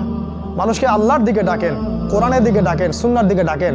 আমাদের মধ্যে ইখতিলাফ থাকবেই থাকবে, এটা আপনি দূর করতে পারবেন না, আপনি পারবেন না। একটা হাদিস সবাই একই রকম বুঝবে, এটা আপনি পারবেন না। সাহাবীদের মধ্যেও ইখতিলাফ ছিল। অতএব আপনি সবাইকে আল্লাহমুখী করার চেষ্টা করুন, যাতে ঠিক আছে তার সাথে আমার 2-1টা বিষয়ে ইখতিলাফ আছে, ঠিক আছে ফাইন, কিন্তু তারপরেও সে আমার মুসলিম ভাই, সে আমার অংশ, আমি তার অংশ। আমরা পুরো সবাই মিলে একটা উম্মাহ, একটা দেহের অংশ। নবীজি বলেছেন, দেহের এক অংশ আঘাত পেলে অন্য অংশে সেটার আঘাত লাগে, কষ্ট পায়। অতএব দাওয়াতি কাজ করতে থাকেন। আর 5 নাম্বার, ইসলামের এই আগামী সময়টা আপনার জন্য। এখন যা দেখছেন এই সময়টা থাকবে না ইনশাআল্লাহ। এখন আপনি যা দেখছেন আগামী 10, 15, 20 বছরে এগুলোর কিছুই থাকবে না ইনশাআল্লাহ, কিচ্ছু থাকবে না। আমরা চ্যালেঞ্জ করছি কোরআন সুন্নাহ দিয়ে। এখন যা দেখছেন আগামী 15-20 বছরে কিচ্ছু থাকবে না, এগুলা সব পরিবর্তন হয়ে যাবে ইনশাআল্লাহ তাআলা। আল্লাহ পাক তার রাসূলের মাধ্যমে জানিয়ে দিয়েছেন, ইমামুল মাহদির হাতের সামনে ইসলামী খেলাফত কায়েম হতে যাচ্ছে। কেউ ঠেকাতে পারবে না, কেউই না, যত চেষ্টাই কেউ করে নেক না কেন। কীভাবে করবেন সেটা আল্লাহর ব্যাপার, আমরা সেটা জানিও না, কিন্তু করবেন এটা আমরা জানি। অতএব সামনের সময়টা আপনার জন্যে। প্রজন্ম করে যান, যুবক ভাইদেরকে তৈরি করে যান, আপনার সন্তানদেরকে তৈরি করে যান, তারা আল্লাহর পথের দায়ী এবং মুজাহিদ হতে পারে আগামী দিনে। আপনার জান, মাল, সময়, শ্রম যা আছে এটাকে দিয়ে আল্লাহর পথে একটু চেষ্টা করেন, কিছু করার চেষ্টা করেন। আল্লাহ পাক এই দিনটাকে আমাদের কাছে আমানত দিয়েছেন, কোনো নবী আর আসবে না, আমরাই এই দিনের ধারক এবং বাহক। তাই দুনিয়া নিয়ে যদি আমরা ব্যস্ত হয়ে যাই, দিনের ফিকির ছেড়ে দেই, তাহলে দিন পরাজিত হবে। দিন পরাজিত হলে আমরাও বিজয়ী হতে পারবো না, আমরাও ধ্বংস হব। আর অনেক কথা বলার ছিল, আজকে হয়তো সময় পাচ্ছি না। আপনি এই কাজগুলো যদি করেন শেষ জামানায়, জ্ঞান অর্জন করেন, জ্ঞান অর্জনের সাথে আমল করেন, পরিবার গঠন করেন, প্রজন্ম তৈরি করে যান, দাওয়াতি কাজ করতে থাকেন, আপনার জান, মাল, সময়, শ্রম ব্যয় করে আল্লাহর পথে কাজ করতে থাকেন। পাশাপাশি আপনি খাবারের ব্যাপারে সচেতন হন। বারবার আমি খুতবায় কথাটা বলি যে খাবারগুলো দেখছেন ম্যানুফ্যাকচার্ড খাবার, এগুলো খাবেন না। নিজের উৎপাদন করা খাঁটি ফ্রেশ জিনিসগুলো খাবেন। খাবারের মধ্য দিয়ে আপনাকে হত্যা করার ষড়যন্ত্র করা হয়েছে, এটা তোমরা বুঝতে পারবা কয়েক বছর পরেই। শারীরিক ব্যাপারে সচেতন থাকেন, আপনার শরীরটাকে সুস্থ রাখেন। যেভাবে জীবনযাপন করলে শরীর সুস্থ থাকবে সেভাবে করতে হবে, এলোমেলো লাইফ লিড করা যাবে না। এটা ইসলামের একটা খুবই গুরুত্বপূর্ণ জিনিস। আরেকটা বিষয় হলো অর্থ সম্পদ, টাকা পয়সা যেগুলো আছে আপনাদের, কাগজের টাকা, অন্যান্য বিষয়গুলো, এগুলোকে দ্রুত কনভার্ট করেন সোনায় অথবা রূপায়। কথাটা হয়তো মাথার উপর দিয়ে চলে গেল, কিন্তু সোনা এবং রূপা ছাড়া সামনে এগুলো টিকবে না কিছুই। এই কাগজের টাকা থাকবে না সামনে, ইলেকট্রনিক মানিও সামনে থাকবে না। আপনার গোল্ড এবং সিলভার এটাই সামনে থাকবে। সম্পদ আপনি হারাবেন যদি আপনি ব্যাংকে কোটি কোটি টাকা রেখে থাকেন, আপনি সম্পদ হারাবেন সামনে। যখন হারাবেন তখন আফসোস করে লাভ হবে না। ইকোনমিক্সের স্টুডেন্ট আমি বলতে পারি হলফ করে। যে ইকোনমিক সিস্টেমটা যেদিকে যাচ্ছে, এই পেপার মানি আর কিছুই থাকবে না সামনে, এটা দেখবেন উঠে গেছে। কাগজের টাকা দেওয়ালে জাদুঘরে রেখে দিবেন, সব মানি হয়ে যাবে ইলেকট্রনিক মানি। ইলেকট্রনিক মানি দেখছেন না এখন, ইলেকট্রনিক মানি। এরপরে আসবে গোল্ড এবং সিলভার। ইসরায়েল অলরেডি তার দেশে গোল্ড এবং সিলভার চালু করেছে এবং সারা বিশ্ব ওইদিকে যাবে। সম্পদ আপনি এদিকে ফেলে রাখবেন না, হয় জমি কিনেন অথবা ব্যবসা ইনভেস্ট করেন, অথবা আপনি সোনা এবং রূপায় কনভার্ট করে রাখেন, আপনি বেঁচে যাবেন ইনশাআল্লাহ। আদারওয়াইজ দেখবেন আপনি নিঃস্ব হয়ে যাবেন, লাখ লাখ মানুষ নিঃস্ব হয়ে যাবে সামনে ইনশাআল্লাহ তাআলা, দেখে নিয়েন। আরেকটা কাজ করবেন, সেটা হলো প্রত্যন্ত জায়গা, শহরে থাকবেন না, প্রত্যন্ত জায়গায়, গ্রামাঞ্চলের, এটা তো গ্রামাঞ্চল মাশাআল্লাহ, আরও প্রত্যন্ত জায়গায় গিয়ে জমি জমা কিনে এখানে অ্যাসেট করে তোলেন, ওখানে কমিউনিটি গড়ে তোলেন। প্রতিটা শহর ফিতনায় পড়ে যাবে সামনের দিনগুলোতে। শহরে মানুষ ঈমান নিয়ে থাকতে পারবে না। যারা ঈমান নিয়ে থাকতে চায় ওদেরকে দূরে হিজরত করতে হবে সামনের দিনগুলোতে, দেখবেন। আমরা কুরআন এবং সুন্নাহ থেকে কিছু বিষয় আপনাদের সামনে তুলে ধরলাম, হয়তো অনেক কথা বুঝে এসেছে, অনেকগুলো আসে নাই, কোনো সমস্যা নাই। আমার অনুরোধ থাকবে যে আপনি শেষ জামানা নিয়ে পড়াশোনা করেন, কথাগুলোকে একটু মূল্যায়ন করার চেষ্টা করেন। আপনার ভালোর জন্যই আমি কথাগুলো বলেছি, এটা আমি জানি, আমার পরিবার জানে, আমার সার্কেলে সবাই জানে।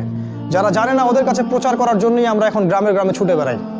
আল্লাহ পাক আমাদের সবাইকে শেষ জামানা সম্পর্কে পড়াশোনা করার তৌফিক দান করুন।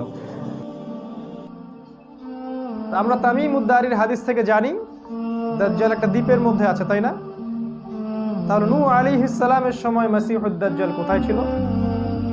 ভালো প্রশ্ন। নূহ আলাইহিস সালাম যে তার কওমকে দাজ্জালের ফিতনা সম্পর্কে সতর্ক করলেন, তামিম উদ-দারির হাদিস থেকে আমরা জানি যে মাসিহুদ দাজ্জাল একটা দ্বীপের মধ্যে আটকানো অবস্থায় আছে শেকল দিয়ে। যেমনটা আমাদের এখনকার সমসাময়িক যে মানুষগুলো আছে তাদের বেশিরভাগ এটাই মনে করে সে এখনো সেখানে চেইন দিয়ে বাঁধাই আছে এবং সে বের হবে হয়তো 500, 1000, 2000, 5000 বছর পরেও হতে পারে। তাহলে যদি প্রশ্ন করা হয় যে রাসূলুল্লাহ সাল্লাল্লাহু আলাইহি ওয়াসাল্লাম মদিনার গলিতে গলিতে ইবনু সাইয়্যিদকে দাজ্জাল মনে করে কেন ইনভেস্টিগেট করলেন? আমি কি বুঝাতে পারি নাই? পোস্ট লিখছে ঘন্টার পর ঘন্টা সময় ব্যয় করে, খোরাসান থেকে দাজ্জাল বের হবে। তার কি মনে হয় না যে আমরা হাদিসটা জানি? মাসিহুদ দাজ্জাল সম্পর্কে কতগুলো ইউনিভার্সিটিতে পড়ানো হয় একটু বলেন তো আমাকে? স্কুলে বা কলেজে বা বিশ্ববিদ্যালয়ে মাসিহুদ দাজ্জাল সম্পর্কে কতগুলো সাবজেক্ট আছে বাংলাদেশে? মাদ্রাসার দিকে আসেন, মাদ্রাসার ইবতেদাই, আপনার তার উপরের লেভেলে, তারপরে এই যে আপনার দাখিল, আপনার আলিম, আপনার কামিল, আপনার তাকমিল, এই যে পুরো সিলেবাস আমরা পড়াশোনা করি প্রায় 15-20 বছর। আমাকে একটা সাবজেক্ট দেখান যে মাদ্রাসায় মাসিহুদ দাজ্জাল সম্পর্কে পড়ানো হচ্ছে। আলাদা বই, আলাদা কোনো টিচার, আলাদা কোনো ফ্যাকাল্টি, আলাদা কোনো ডিপার্টমেন্ট যেটা শুধু দাজ্জালকে নিয়ে গবেষণা করবে আছে? তারপরে আমরা দাবি করি আমাদের কথা বলার সময়, সমালোচনা করার সময় আর লেখার সময় ভাবখানা এমন যে দাজ্জাল সম্পর্কে আমি সব জেনে গেছি। 2-4টা হাদিস বিচ্ছিন্ন করে তুলে নিয়ে এসে উপস্থাপন করা হচ্ছে যে না, আদনান সাহেব ভুল বলেছেন, দাজ্জালের সাথে জেরুজালেমের কোনো সম্পর্ক নাই, দাজ্জাল খোরাসান থেকে বের হবে। আমরা যদি প্রশ্ন করি দাজ্জাল খোরাসান থেকে বের হবে, তোমার চেয়ে কি এটা নবীজি ভালো জানতেন না? তাহলে নবী সাল্লাল্লাহু আলাইহি ওয়াসাল্লাম মদিনায় ইবনু সাইয়্যিদকে কেন দাজ্জাল মনে করছেন এবং তিনি তাকে ইনভেস্টিগেট করছেন? ইবনু সাইয়্যিদকে নবী সাল্লাল্লাহু আলাইহি ওয়াসাল্লাম বলছেন যে তুমি কি দেখো? ইবনু সাইয়্যিদ বলছে আমি আরশ দেখি। আল্লাহর নবী বলছেন আরশ কোথায়? ইবনু সাইয়্যিদ বলছে আরশ পানির উপরে, সাগরের উপরে। নবীজি বলছেন সাল্লাল্লাহু আলাইহি ওয়াসাল্লাম আও কামা ক্বালা আলাইহিস সালাম, তুমি তো শয়তানকে দেখছো, শয়তানের সিংহাসন দেখছো। আমরা জানি না শয়তানের সিংহাসন কোথায়? সমুদ্র। এবার নবী সাল্লাল্লাহু আলাইহি ওয়াসাল্লাম বলছেন যে তুমি কি স্বীকার করো না যে আমি নবী, শেষ নবী? ইবনু সাইয়্যিদ সে জবাব দিচ্ছে যে আপনি কি স্বীকার করেন যে আমি নবী? কি বুঝলেন? ওমর ইবনুল খাত্তাব রাদিয়াল্লাহু আনহু বলছেন ইয়া রাসূলুল্লাহ, আমাকে আদেশ করেন আমি এই বেঈমানটার গর্দানটা উড়াই দেই। নবী করিম সাল্লাল্লাহু আলাইহি ওয়াসাল্লাম বলছেন ওমর দরকার নাই, সে যদি সত্যিকার অর্থেই মাসিহুদ দাজ্জাল হয়ে থাকে তাহলে তুমি তাকে হত্যা করতে পারবে না, কারণ তার নিহত হওয়া লেখা আছে কার হাতে? ঈসা আলাইহিস সালামের হাতে। আমরা জানি ঈসা আলাইহিস সালাম তাকে হত্যা করবেন বাবেলুদে। বাবেলুদ কোন দেশে? না, বাবেলুদ প্যালেস্টাইনে। প্যালেস্টাইনের যে আপনার ইসরায়েল যেটা দখল করে রাখছে আর কি, এখন ওটা তো আমাদের জায়গা। জায়গাটা কাদের? আমাদের। এটা বলতে ভয় পান? জায়গাটা আমাদের, দখল করছে। ওইখানে বাবেলুদ যে জায়গাটা আছে আপনি দেখবেন সেখানে ইসরায়েলের এয়ারপোর্ট বেজ আছে, ওর নিউক্লিয়ার যে ওয়েপেন্সগুলো আছে এবং এয়ার বেজ যেটা আছে এর একটা ঘাঁটি বাবেলুদের মধ্যে আছে। এই বাবেলুদে ঈসা আলাইহিস সালাম কাকে হত্যা করবে? মাসিহুদ দাজ্জালকে হত্যা করবে। তাই ওমর, তুমি তাকে হত্যা করতে পারবে না। আর যদি সে মাসিহুদ দাজ্জাল না হয়ে থাকে তাহলে একটা নিরীহ মানুষকে হত্যা করার মধ্যে কোনো খায়ের কল্যাণ নাই। আমাদের নবী সাল্লাল্লাহু আলাইহি ওয়াসাল্লাম যদি নিশ্চিত থাকবেন যে মাসিহুদ দাজ্জাল তামিমদারির সেই দ্বীপে এখনো বন্দী আছে, তাহলে তিনি কেন এই কথাটা বলবেন যদি সে দাজ্জাল হয়ে থাকে? আমাকে অ্যান্সার দেন। কথা কি বুঝাতে পারি নাই? আপনি তো নিশ্চিত হয়ে বসে আছেন যে ইবনে সাইয়াদ, আমি জানি ইবনে সাইয়াদ দাজ্জাল না, ইবনে সাইয়াদ দাজ্জাল নয়, কারণ ইবনে সাইয়াদ জেরুজালেম থেকে বিশ্ব শাসন করেনি এবং ইবনে সাইয়াদকে 70,000 ইহুদিও ফলো করেনি, ইবনে সাইয়াদকে নগ্ন মেয়েরা ফলো করেনি। ইবনে সাইয়াদ সাহাবীদের সাথে কিন্তু মদিনা থেকে মক্কার দিকেও গিয়েছিলেন। অনেক হাদিস আছে, একটা লেকচারে সব হাদিস বলার সুযোগ থাকে না, তাই একটা টপিকের পুরো বিষয় না জেনে না পড়াশোনা করে মন্তব্য সমালোচনা করতে যায় না। রাতের বেলা ক্ষতি আছে, একটু ভালো করে শোনেন, আমি 5 থেকে 10 মিনিটের মধ্যে শেষ করে দেবো ইনশাআল্লাহ। রাতের বেলা কিছু ক্ষতি আছে। আপনাদের বাচ্চাদেরকে কখনো সন্ধ্যার পরে বাইরে যেতে দিবেন না। রাসূল বলেছেন সন্ধ্যার সময় বাচ্চাদেরকে ঘরের ভিতরে রাখবে, কারণ সন্ধ্যায় সময়ে জিন জাতি বের হয় যাদেরকে তোমরা দেখো না, এবং তারা আমাদের কখনো কল্যাণ চায় না। বেশিরভাগ জিনই দুষ্ট প্রকৃতির। তারা কিন্তু চ্যালেঞ্জ করছে আল্লাহকে যে এদেরকে আমি জাহান্নামে নিয়ে যাবই। একটা বার যদি জিন কাউকে আক্রমণ করে ফেলে তাহলে তাকে সলভ করা অনেক ডিফিকাল্ট আছে। আমি বারবার বলছি, তো সন্ধ্যাবেলায় খেয়াল রাখবেন বাচ্চারা যেন বাইরে না যায়। আর এখানে এই সূরা রাতের কথা আসছে, গভীর রাতে রাসূল সাল্লাল্লাহু আলাইহি ওয়াসাল্লাম বাইরে ঘোরাফেরা করতে নিষেধ করছেন। তিনি বলেছেন গভীর রাতে এমন অনেক মাখলুক আকাশে এবং জমিনের মাঝখানে থাকে যাদেরকে তোমরা দেখতে পারো না। তাই গভীর রাতে আমরা যদি বাইরে যেন না যাই আর কি। আসলে আমাদের সিস্টেম চেঞ্জ হয়ে গেছে তো, আর রাত এখন দিনের জায়গায়, দিন রাতের জায়গায়, এই জন্য এগুলো আমরা কেয়ার করি না। কিন্তু সমস্যাগুলো কিন্তু ঠিকই হচ্ছে। তারপরে আরও ব্যাপার আছে, সেটা হলো যে আমাদের সন্তানদেরকে এবং পরিবার পরিজনদেরকে সবসময় ঝাড়ফুঁক করবেন। ঝাড়ফুঁক করবেন, ঝাড়ফুঁক মানে আমি তাবিজ ঝুলানো বুঝাইনি, আমি বুঝিয়েছি যে সূরা ফালাক, নাস, আয়াতুল কুরসি, সূরা বাকারা এগুলো পড়ে পড়ে ফু দিবেন। আর যারা পড়তে জানেন না তারা অডিও টেপ শুনতে পারেন, অডিও টেপ রেকর্ডিং বাসায় ছেড়ে দিবেন, ওখান থেকে দেখবেন শয়তান ইনশাল্লাহ চলে যাবে। আপনি যদি কোরআন পড়তেও না জানেন, আমার রিকোয়েস্ট হচ্ছে, কাইন্ডলি রিকোয়েস্ট হচ্ছে, কোরআন শুনবেন। কোরআন এমন একটা কিতাব, শুনতে শুনতে ওই বইয়ের প্রতি আপনার ভালোবাসা তৈরি হয়ে যাবে। একসময় আপনি ইনশাল্লাহ পড়তেও বসবেন ইনশাআল্লাহ। কোরআনের সাথে সম্পর্ক তৈরি করুন ইনশাআল্লাহ। আরও কিছু আমি টিপস দিতে যাচ্ছিলাম, সেটা হলো জাদু। এটা থেকে সেফ থাকার জন্য সকাল এবং সন্ধ্যায় অনেক আমল আছে।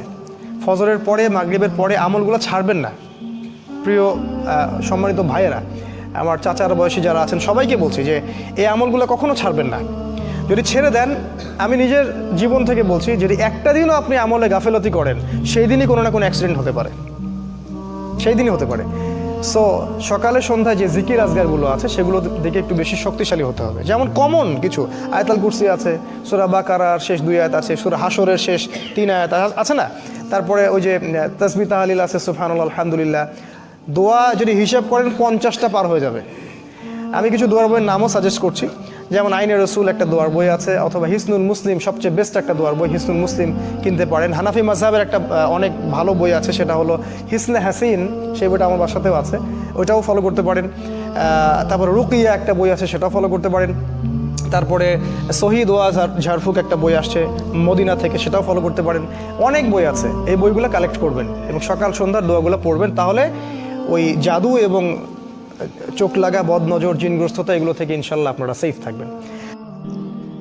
এখানে মূল একটা বিষয় আপনাদেরকে বলি, সেটা হলো বিশ্ব এখন কয়েকটা ভাগে বিভক্ত হয়ে গেছে। এক ভাগে ইহুদি খ্রিস্টান সভ্যতা, আর এক ভাগে মুসলিমরা। আর ইহুদি খ্রিস্টান সভ্যতার সাথে যোগ দিয়েছে মুশরিকরা এবং বুদ্ধিস্টরা। এরা সবাই ঐক্যজোট হয়ে মুসলিমের বিরুদ্ধে আছে।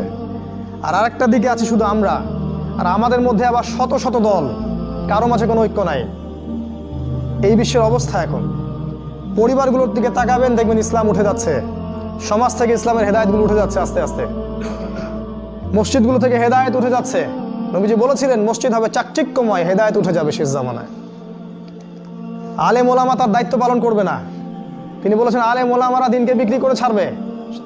আসমানের নিচে সবচেয়ে জঘন্য সৃষ্টি হবে শেষ জামানার এক শ্রেণীর আলেম ওলামা, যারা ফিতনা সৃষ্টি করবে এবং ফিতনা ওদের থেকেই ফিরে আসবে। আবার দেখবেন খেয়াল করে, এমন কোনো লিডার পাওয়া যাচ্ছে না, এমন কোনো নেতা পাওয়া যাচ্ছে না যে পুরো এই উম্মাহটাকে নেতৃত্ব দেওয়ার যোগ্যতা রাখে। নেতৃত্বের অভাবে ভুগছে পুরো উম্মাহ, সবাই এতিম মিসকিনের মতো ঘুরে বেড়াচ্ছে। খেয়াল করে দেখবেন গভীরভাবে, আমাদের নেতৃত্ব দেওয়ার মতো কোনো নেতা পাওয়া যাচ্ছে না যারা মুসলিম উম্মাহকে নেতৃত্ব দিবে। ওলামায়ে কেরামের মধ্যে কোনো ঐক্য দেখতে পারবেন না। এক ওলামা আরেক ওলামাকে গালি দিবে, এর গীবত করবে, ও তহমত করবে, মসজিদ ভাগাভাগি করে ফেলবে, দল ভাগাভাগি করে ফেলবে, একে অপরের সাথে চা পর্যন্ত খাবে না। এই হলো শেষ জামানা। আপনি এখনো মনে করছেন সামনে হাজার হাজার বছর পড়ে আছে? আপনি ভুল করছেন। পরিবার, সমাজ আর রাষ্ট্র থেকে চালানো হবে মানে বড় বড় নির্যাতনগুলো, যেমন রিবা, সুদ, মদ, জিনা, ফ্রি মিক্সিং, এগুলোকে আপনার পেট্রোনাইজ করা হবে। শুধু আমাদের রাষ্ট্রের কথা বলা হচ্ছে না, পুরো বিশ্বের যত রাষ্ট্র সবগুলোর কথা বলা হচ্ছে। রাসূল সাল্লাল্লাহু আলাইহি ওয়াসাল্লাম শেষ জামানা বলতে শুধু স্পেসিফিকলি কোন একটা দেশকে বোঝান নাই, তিনি পুরো বিশ্বের কথা বলেছেন যে পুরো বিশ্বের আনাচে কানাচে এই ঘটনাগুলো ঘটবে। আরও বলেছেন তিনি, কয়েকটা বলে শেষ করছি, যে এমন এমন রোগ ব্যাধির জন্ম নিবে যে মানুষ কখনো কল্পনা করে নাই। দেখছেন না এখন কি হচ্ছে? এমন রোগ ব্যাধি বের হবে, সামনে আরো বের হবে, যেগুলো মানুষ কখনো কল্পনাও করেনি যে এরকম করে মানুষ মারা যাইতে পারে। এই যে এখন ভাইরাসটা দেখছেন, এটারও ইঙ্গিত হাদিসের মধ্যে ছিল। আমরা হাদিসগুলো স্টাডি করিনি আগে, এবং এই ভাইরাসের পরের অবস্থা কি হবে সেটাও হাদিসের মধ্যে বলা আছে। এর পরে আসবে দুর্ভিক্ষ, লিখে রাখবেন, এরপরে আসবে কি? দুর্ভিক্ষ। দেখবেন এই যে পুরো বিশ্বটাকে ভাইরাস দিয়ে একটা দিকে চোখ ফিরিয়ে রাখা হয়েছে, সবাই এখন এই ভাইরাসের দিকেই তাকিয়ে আছে। ভাইরাস ভ্যাকসিন, এর পিছনে কিন্তু অনেক এজেন্ডা বাস্তবায়ন হচ্ছে এখন বিশ্বে। এটা আপনি বুঝতে পারছেন না। এই যে দেশে একটা ইস্যু তুলে দেওয়া হয়েছে, মূর্তি ভাস্কর্য, সবাই এটার পিছনে লেগে আছে। এখন দেখবেন আমরাই কিন্তু মারামারি কাটাকাটির মধ্যে আছি। যারা করছে তারাও মুসলিম, যারা বিরোধিতা করছে তারাও মুসলিম। এটা মূল উদ্দেশ্য না। এর পিছনে কোনো একটা মহল এমন কিছু করতে চাচ্ছে যেটা আমাদের এই জাতির জন্য হুমকি স্বরূপ হবে। পিছনে তারা কিছু না কিছু করার চেষ্টা করছে, আমাদেরকে একটা দিকে ফোকাস করিয়ে রেখেছে। আপনাকে ওয়ার্ল্ড অ্যাফেয়ার্স বুঝতে হবে, বিশ্ব রাজনীতি, বিশ্ব অর্থনীতি বুঝতে হবে, না হলে আপনি শুধু এই তোতা পাখির মতো কোরআন হাদিস পড়ে আপনি শেষ জামানায় চলতে পারবেন না। বিশ্বাস করেন, কোরআন এবং হাদিসের মধ্যে সমস্ত বিষয়ের সমাধান আছে। আমরা উপর থেকে নিচ পর্যন্ত প্রত্যেকটা ব্যক্তিকে অনুরোধ করব, আল্লাহর ওয়াস্তে আল্লাহর কিতাবের কাছে ফিরে আসেন, রাসূলের হাদিসের কাছে ফিরে আসেন। আপনার দেশ সমৃদ্ধ হবে, আপনার ক্ষমতা স্থায়ী হবে, আল্লাহ পাক আপনাকে সম্মানিত করবেন, সমাজ সুন্দর হয়ে যাবে, পরিবার সুন্দর হয়ে যাবে ইনশাআল্লাহ। আল্লাহ পাক আপনাকে জান্নাত দান করবেন ইনশাআল্লাহ। কেন ইসলামটাকে আপনি শত্রু মনে করছেন? কি জন্য ইসলাম এবং মুসলিমদেরকে আপনি শত্রু মনে করছেন? আল্লাহ রাসূল সাল্লাল্লাহু আলাইহি ওয়াসাল্লাম বলেছেন 7 শ্রেণীর মানুষকে আল্লাহ পাক কিয়ামতের মাঠে আরশের নিচে ছায়া দিবে। তার মধ্যে এক শ্রেণী হচ্ছে সেই ন্যায়পরায়ণ শাসক, যারা ন্যায়ের ভিত্তিতে দেশ শাসন করেছে। কেন আপনি সেদিকে হাঁটতে চাচ্ছেন না? কেন আপনারা ওইদিকে যেতে চাচ্ছেন না? আমরা আপনাদেরকে সঠিক পথ দেখানোর চেষ্টা করছি, আর আপনারা আমাদেরকে শত্রু মনে করছেন। আর যারা আপনাদেরকে পিঠের পিছন দিক থেকে ছুরি মারবে, ওদেরকে আপনি বন্ধু মনে করছেন। ওরা আপনাকে পিঠের পিছন থেকে ছুরি মারবে, আজ হোক আর কাল হোক, দেখে নিন। আপনি আমার কথা বিশ্বাস করেন, ওরা আপনাকে পিঠের পিছন থেকে ছুরি মারবে। এটাই ওদের চরিত্র। আল্লাহ পাক বলেছেন কোরআনে অসংখ্য জায়গায় আছে, লা তাত্তাখিযুল ইয়াহুদা ওয়ান নাসারা আউলিয়া, কোশ্চিন কালেও ইহুদি এবং খ্রিস্টানদেরকে বন্ধুরূপে গ্রহণ করো না। বা'দুহুম আউলিয়া ও বা'দ, তারা একে অপরের বন্ধু। ফামান ইয়াতাওয়াল্লাহুম মিনহুম, তোমাদের মধ্যে যদি কেউ ওদের দিকে মুখ ফেরায়, ফাইন্নাহু মিনহুম, সে তাদের অন্তর্ভুক্ত। ফামান ইয়াতাওয়াল্লাহু মিনকুম ফাইন্নাহু মিনহুম, তোমাদের মধ্যে কেউ যদি ওদের আদর্শ গ্রহণ করে, সে এই উম্মতের কেউ না, সে ওদের অন্তর্ভুক্ত। তিনি আরো বলেছেন, মুসলিমদের প্রতি সবচেয়ে বেশি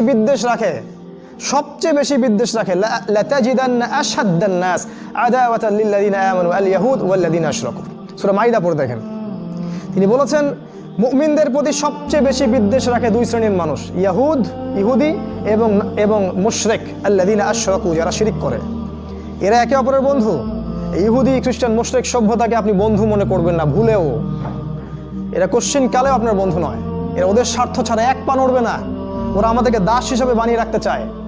এবং তারা আমাদেরকে ওদের ওদের যে ওঠো ওঠো বসো বসো এই অর্ডারে ফলো করতে চায়। তারা ওয়ান ওয়ার্ল্ড অর্ডার ক্রিয়েট করতে চায় এবং সেটা সামনে তারা করেও ছাড়বে, কারণ ওরাই তারা যারা দাজ্জালকে অনুসরণ করবে। দাজ্জাল জেরুজালেম থেকে বের হবে এবং ইহুদি খ্রিস্টান সভ্যতা ওকে অনুসরণ করবে। ওরা জেরুজালেম দখল করেছে 1914 সালে, 48 সালে গিয়ে তারা ইসরায়েল রাষ্ট্র প্রতিষ্ঠা করেছে, 2017 সালে তারা রাজধানী ঘোষণা করেছে জেরুজালেমকে। এখন আপনি হাত গুটিয়ে বসে আছেন, সব হয়ে গেছে প্ল্যাটফর্ম, ওখান থেকেই দাজ্জাল বের হবে। এবং আজকের বিশ্বের সব কিছু, পলিটিক্স, ইকোনমিক্স, আপনার মিডিয়া, প্রযুক্তি, যত যে আপনার ইয়াগুলো অস্ত্রশস্ত্র যা আছে, কূটনৈতিক নীতি, পররাষ্ট্রনীতি, সব ওই জেরুজালেম থেকেই নিয়ন্ত্রণ করা হয়। পৃথিবীর বড় বড় রাষ্ট্রগুলোর ভিতরেও সব ইহুদিরাই ঢুকে গেছে এবং এরাই ওদেরকে নিয়ন্ত্রণ করছে। আর সময় বেশি নাই, তাই আখিরুজ্জামান সম্পর্কে স্টাডি করার জন্য অনুরোধ করব।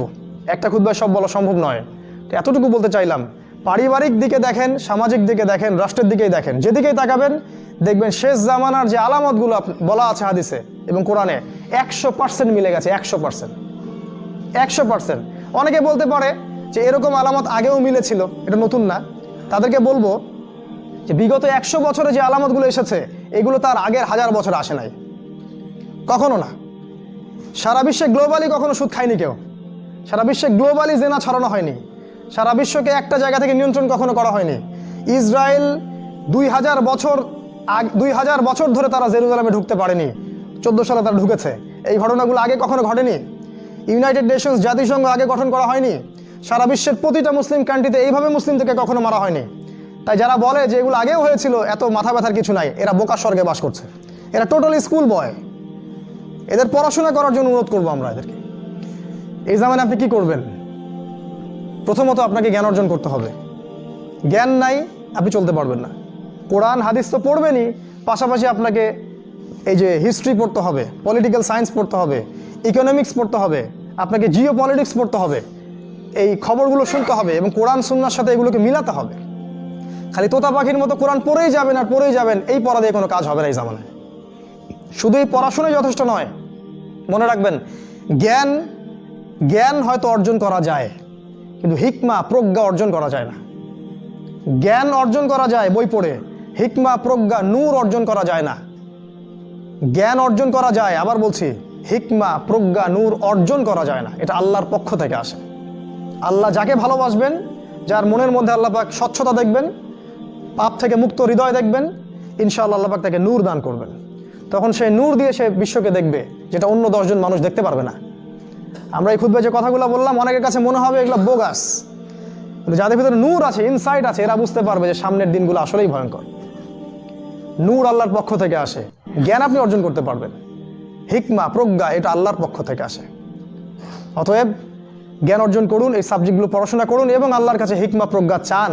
সেজদায় আল্লাহ আমাকে নূর দিন, হিকমা দিন, প্রজ্ঞা দিন, যাতে আমি এই বিশ্বকে বুঝতে পারি, আগামী দিনকে বুঝতে পারি। আশিকে রাসূল সাল্লাল্লাহু আলাইহি সাল্লামের কাছে উপহার দিয়েছিলেন। তার একজনকে রাসূল সাল্লাল্লাহু আলাইহি সাল্লাম নিজের করে নেন, বিয়ে করে নেন। তার গর্ভে জন্ম নিয়েছিল পুত্র ইব্রাহিম। এই সাবজেক্টটা আপনাদেরকে কে পড়াবে এখন? ইভেন এখন আলেম ওলামাও দুটো বিয়ে করতে ভয় পায়, মনে করে যে সমাজের মানুষ আমাকে কি বলে না বলে। সবচেয়ে বড় কথা হচ্ছে, এই কাজ করার জন্য ব্যাকবোন শক্ত থাকা দরকার। ব্যাকবোন মানে মেরুদণ্ড, স্টিলের মতো, তাহলে এই কাজ করতে পারবেন। নারীর সংখ্যা যে বাড়বে, 40 গুণন 1 হবে, তখন এই 39টা মেয়ে কী করবে? এখনও সমাজের মধ্যে নারী পুরুষের অনুপাত 1:4, মানে প্রতি একজন ছেলের জন্য 4টা করে নারী ঘুরছে সমাজে। এটা তো স্ট্যাটিস্টিক, আপনি ইন্টারনেটে গেলেও দেখতে পারবেন। এবং পশ্চিমা কান্ট্রিগুলোতে এগুলো আরও অনেক বেশি, ওদের অনুপাতটা আরও অনেক বেশি। তাহলে এই বাকি মেয়েরা আসলে করবেটা কি? সবাই যদি একটা করে বিয়ে করে, তাহলে বাকি মেয়েদের কি হবে? তারা কি পতিতালয়ের সম্পত্তি হবে? ওদের যৌন অধিকার নাই? ওরা শারীরিক, মানসিক, শেল্টার, ফুড, খাবার, পানীয় এগুলোর অধিকার রাখে না? এখানে নারীবাদীরা কি বলবে? সব নারীবাদী, এদেশের যত নারীবাদী আছে, সেকুলারিজম, এই নারীবাদীরা বেশিরভাগই দজ্জালের এজেন্ট। নিজ হাতে দজ্জাল ট্রেনিং দিয়ে এদেরকে তৈরি করেছে। আপনারা হয়তো ভাবছেন দজ্জাল তো এখনো বের হয় নাই, ট্রেনিং দিল কিভাবে? আমরা কি ইবলিসকে দেখি? ইবলিস নাই, ওর অস্তিত্ব নাই। এখানে ফেরেশতারা ঘিরে রাখছেন, এটা দ্বীনি মজলিস, কেউ দেখতে পাচ্ছি? তাদের অস্তিত্বকে অস্বীকার করতে পারেন? দাজ্জালও এরকমই একটা এভিডেন্স, এরকম একটা সোল। সে অলরেডি রিলিজড, সে শুধু মানুষের রূপে আমাদের সামনে আসেনি, সামনেই আসবে। একজন ইহুদির যুবকের বেশ ধরে সে সামনে আসবে। কিয়ামতের এভিডেন্স হচ্ছে নারীর সংখ্যা বাড়বে, পুরুষের সংখ্যা কমে যাবে। আরেকটা এভিডেন্স হচ্ছে নারী পুরুষের পোশাক পরবে, পুরুষ নারীর পোশাক পরবে। পোশাক মানে কি? জিন্স আর গেঞ্জি? হ্যাঁ, এটাও একটা ব্যাখ্যা। ঢাকায় তো জিন্স আর গেঞ্জি চলছে, টি শার্ট। এখানে অন্য একটা ব্যাপার আছে, আমি সেটা আপনাদেরকে আজকে বলছি। সেটা হলো, এটা শুধু এই পোশাক বলতে শুধু গায়ের পোশাক বোঝানো হয়নি। আল্লাহ বলেনি নারীরা তোমাদের পোশাক, তোমরা নারীদের পোশাক। তার মানে কি? না এটা নারী, এটা আমার ওয়াইফ। নো, কোরআনের আয়াত এবং হাদিসের আয়াতগুলো দুই রকম। মুহকামাত যেগুলো স্পষ্ট, মুতাশাবিহাত যেগুলো অস্পষ্ট, যেগুলোকে তাউইল ব্যাখ্যা করতে হয়। আর তাউইল কারা করবে? যাদেরকে আল্লাহ জ্ঞান দিয়েছেন তারা করবে, সবাই করবে না। তাউইল করার পরেও তারা বলবে আল্লাহই ভালো জানেন। এজন্য আমি বলছি আল্লাহই ভালো জানেন, কিন্তু আমার ব্যাখ্যা হচ্ছে যে এখানে পোশাক বলতে বোঝানো হয়েছে যে মেয়েরা সামাজিক, অর্থনৈতিক, রাজনৈতিক সমস্ত ক্ষেত্রে ছেলেদের নেতৃত্বের আসন নিয়ে নিবে। You are agree with me? আমার সাথে এগ্রি করেন? পরিবার, সমাজ, রাষ্ট্র, সব জায়গায় they will play the functional role of male in society. তারা সমাজে পুরুষের ফাংশনাল রোলটা প্লে করবে, আর পুরুষ নারীর জায়গায় চলে আসবে। ওই যে পিছনে গিয়ে ইয়েস স্যার, সামিয়ানা ও আতানা, এই হবে অবস্থা। এগুলো কি আমরা দেখতে পাচ্ছি? ব্যাখ্যা করার দরকার নেই। তবে একটা হাদিস না বললে ইলমের জাস্টিস হবে না। সেটা হলো আল্লাহ রাসূল সাল্লাল্লাহু আলাইহি ওয়াসাল্লাম বলেছেন, কোনো কওম ততক্ষণ পর্যন্ত সফল হতে পারে না যতক্ষণ পর্যন্ত তাদের নেতৃত্ব দিবে একজন নারী। হাদিস কি আছে এটা, নাকি বানায় বললাম? তাদেরকে বুখারী খুলে দেখতে বলেন।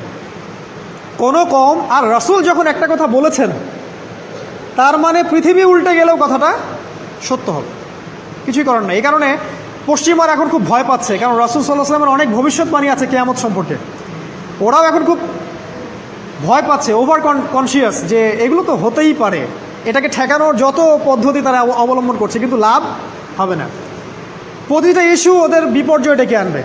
যে কোনো ইস্যু হোক, সেটা প্যালেস্টাইন বা কাশ্মীর হোক, সেটা আফগানিস্তান বা পাকিস্তান বা বাংলাদেশ বা বার্মা, কোনো ইস্যুই তাদের জন্য কল্যাণ বয়ে আনবে না। যদি কল্যাণ বয়ে আনে, শুধু মুসলিমদের জন্যই আনবে। কারণ প্রতিটা অন্ধকারের পিছনে একটা সোনালী সকাল আছে। এটা ওরা জানে না, কিন্তু কোরআন এবং হাদিস এটা আছে।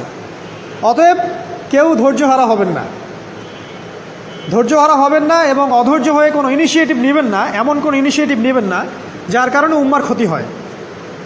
কারণ সামনে যে সময়টা আসছে এটা আমাদের বিজয়ের সময়, ওদের বিজয়ের সময় নয়। All you have to do, আপনাকে শুধু এতটুকু করতে হবে, জাস্ট বি প্রিপেয়ার ইউরসেলফ। নিজের প্রস্তুতি নিজে নেওয়া শুরু করেন, কারো দিকে দেখার দরকার নেই। এবং অবশ্যই collectively as a Umma, as a nation, কিয়ামতের আলামত হচ্ছে নারীর সংখ্যা বাড়বে, পুরুষের সংখ্যা কমবে। নারীরা পুরুষের পোশাক পরবে, পুরুষরা নারীর পোশাক পরবে। পোশাক মানে সোসাইটির ফাংশনাল রোল। মানুষ হালাল হারামের বিবেচনা করবে না। মানুষ জেনা করবে, জেনাকে জেনা মনে করবে না। মানুষ মদ খাবে, মানুষ মদকে মদ মনে করবে না। হারা গেছে, আল্লাহ আপনাকে সাহায্য করবেন ইনশাআল্লাহ। এটা ঠিক যে বাতিলপন্থীরা আপনার কলার চেপে ধরবে ঠিকই, কিন্তু আল্লাহ আপনাকে সাহায্য করবেন।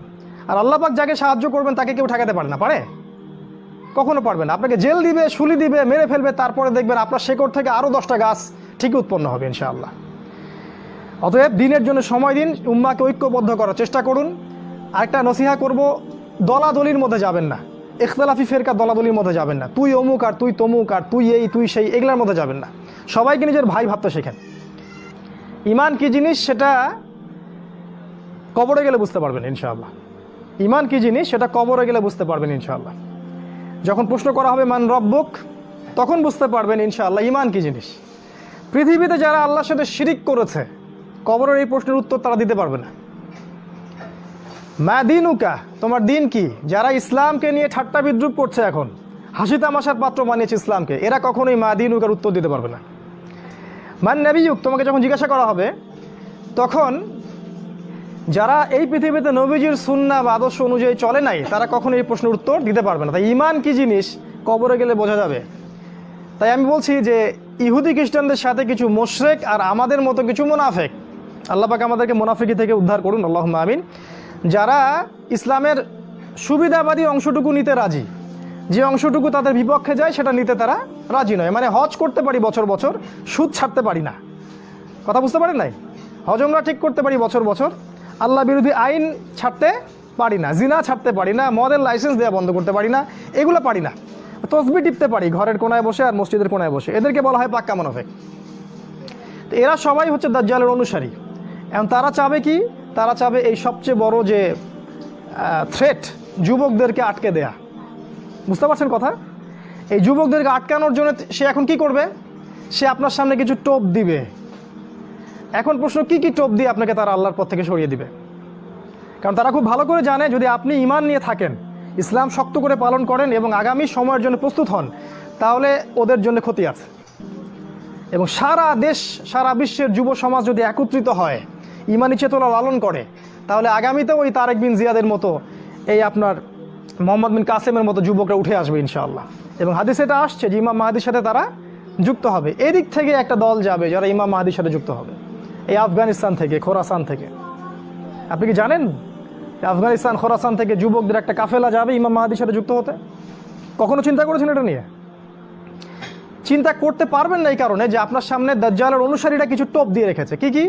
যেমন প্রথম, শর্ট করছি আমি, শেষ করে দিচ্ছি অল্প সময়ে, একটু ধৈর্য ধরে বসুন।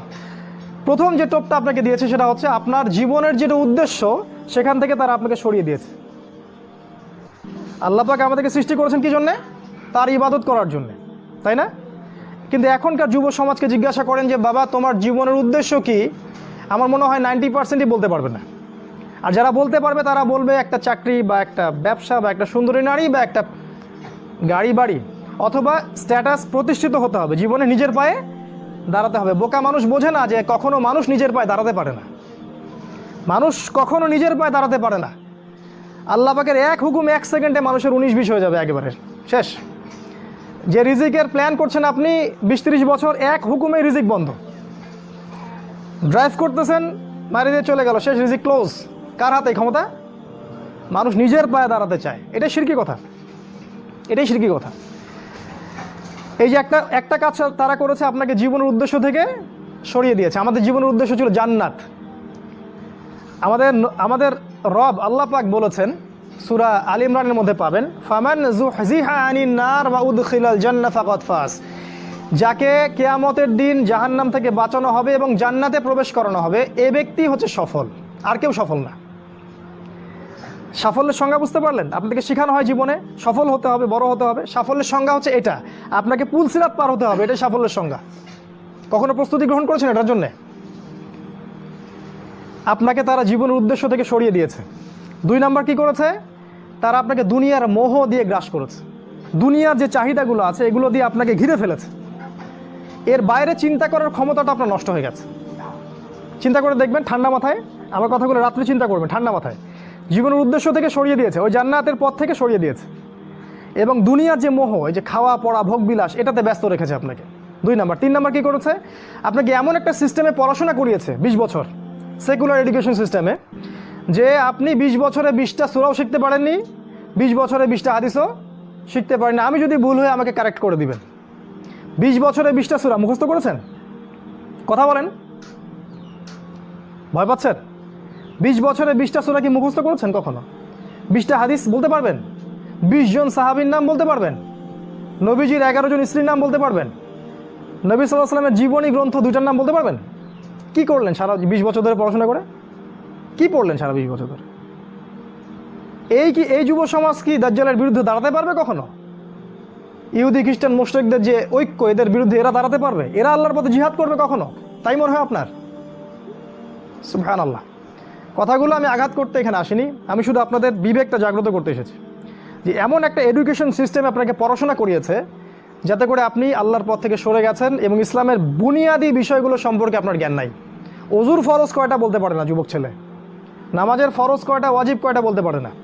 এই যুব সমাজ কীভাবে এদের বিরুদ্ধে দাঁড়াবে বলেন, নিজেকে প্রশ্ন করেন। 4, আপনার সামনে আরও কিছু টোপ দিয়েছে। নারী, কি দিয়েছে? নারী। কারণ যুবকদের সবচেয়ে আকর্ষণের বস্তুটা কি? একটা সুন্দরী মেয়ে, তাই না? সত্য কথা বলছি। আল্লাহ পাক কুরআনে বলেছেন, যুয়িনা লিন-নাস হুব্বুশ শাহাওয়াতি মিনান নিসা, মানুষের জন্য 6টা বস্তুকে সুশোভিত করা হয়েছে। তার মধ্যে 1 নাম্বার নিসা, মহিলা। মানে আমাদের কাছে সবচেয়ে পছন্দের জিনিস কি? একটা প্রিয়তমা সুন্দরী স্ত্রী, তাই না? তো এই মেয়েদেরকে নগ্ন করে আপনার চারপাশে এরা ছড়িয়ে দিয়েছে। স্কুলে যাবেন নগ্ন নারী, কলেজে যাবেন নগ্ন নারী, চাকরিতে যাবেন, যেখানে যাবেন সেখানেই, রাস্তাঘাটে হাঁটবেন, সব ন্যাংটা হয়ে ঘুরছে। আমাদের নবীজি বলেছেন, শেষ জামানে এক শ্রেণীর মেয়ে আসবে যারা কাপড় পরেও ন্যাংটা থাকবে।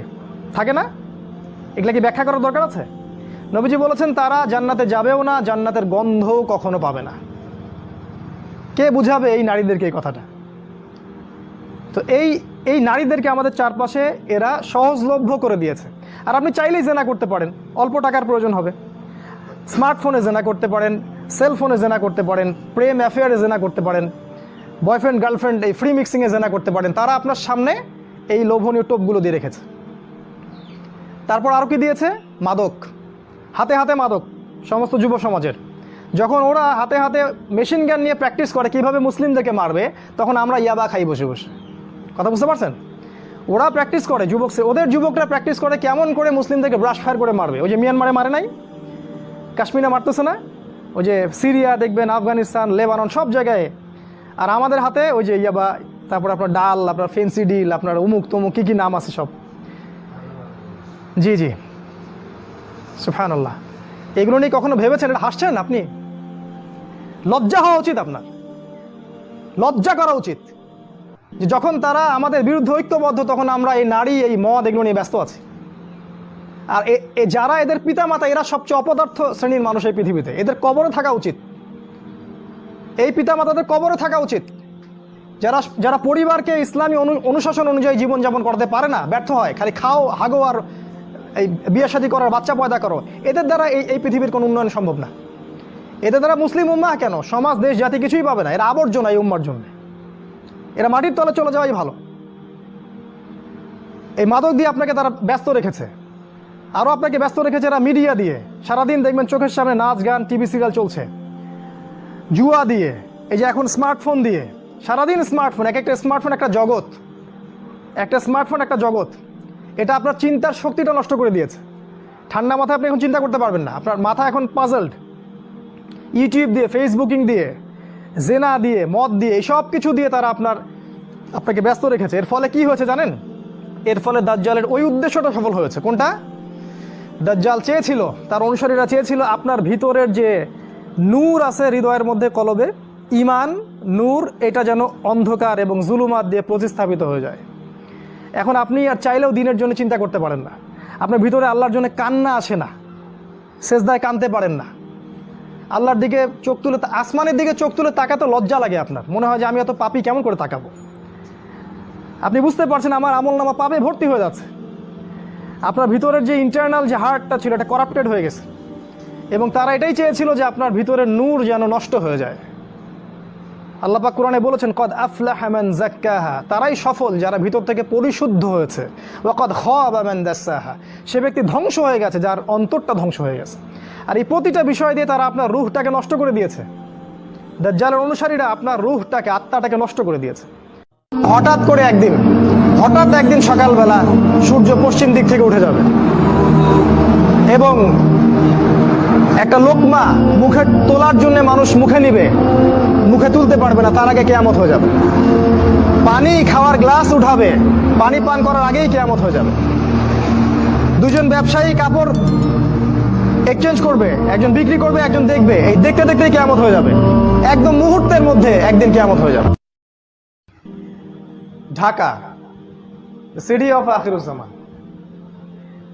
আমি ঢাকাকে অন্যভাবে দেখি, যারা ঢাকায় থাকেন তারা হয়তো এভাবে দেখেন না। এটাই স্বাভাবিক যে বাহির থেকে দেখার ব্যাপারটা একরকম, আর আপনি যে ওখানে বসে আছেন তখন আপনার দৃষ্টিতে এগুলো ধরা না পড়াটাই অনেকটা স্বাভাবিক। মেজর কয়েকটা পয়েন্টস বলবো আমি, কারণ সবগুলো বলার সময় আমরা খুতবায় পাবো না। কোরআন এবং সহিহ সুন্নাহ থেকে আমরা আখিরুজ্জামানের যতগুলো সাইন পাচ্ছি, এগুলোর মধ্যে কিছু কিছু সাইন আছে এমন যেগুলোর সাথে ঢাকার ব্যাপারটা 100% মিলে যায়। এবং এটা সময়ের ব্যাপার মাত্র যে কবে আল্লাহ পাকের গজব এখানে চলে আসে। আমরা তো এটা মনে করি এটা আল্লাহ পাকের বিশাল বড় দয়া যে এখন পর্যন্ত এখানে এই গজবটা আসে নাই, কিন্তু আমরা কি আসলে শুকরিয়া আদায় করি কিনা?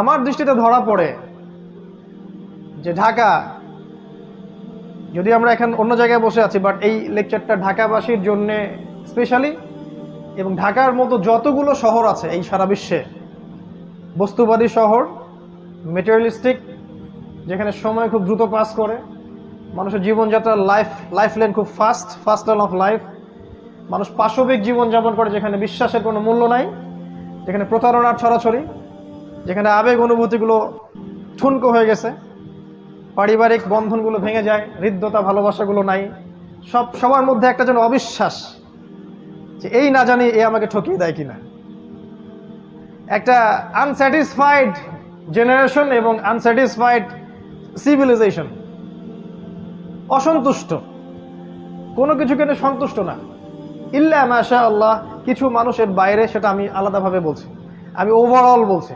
দেখুন, এক নাম্বার আমার সেন্সে ধরা পড়ে যে ঢাকা এই শহরটা মানুষকে বস্তুবাদী বানিয়েছে, বা এই শহরের মানুষগুলো শহরটাকে বস্তুবাদী বানিয়েছে।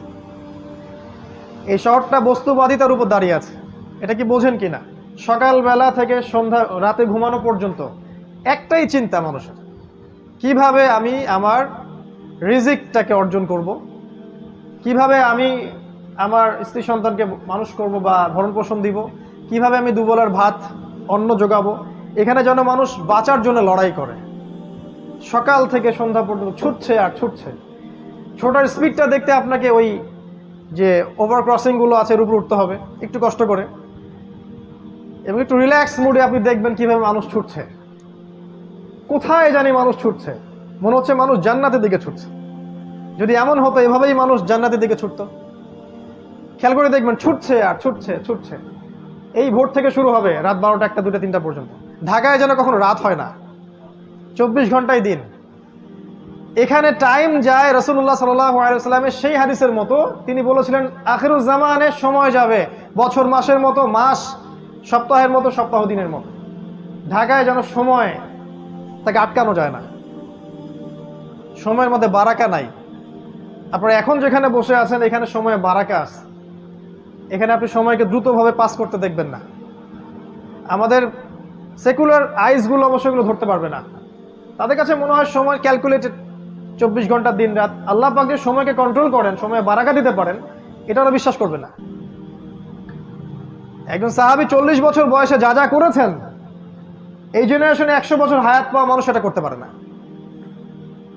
রাসূল সাল্লাল্লাহু আলাইহি ওয়াসাল্লাম নিজে একদিনে যতগুলো কাজ করতেন, আমরা মনে হয় 1 বছর এতগুলো কাজ করতে পারি না। সময় আল্লাহ কন্ট্রোল করেন, এখানে বারাকা দেন। ঢাকায় ফার্স্ট লেন অফ লাইফ, খুব দ্রুত মানুষ ছোটে, যেন মানুষ ছুটতেছে জান্নাতের দিকে। আসলে তারা কোন দিকে ছুটছে? তারা ছুটছে মূলত বস্তুবাদী ভোগবিলাসের দিকে।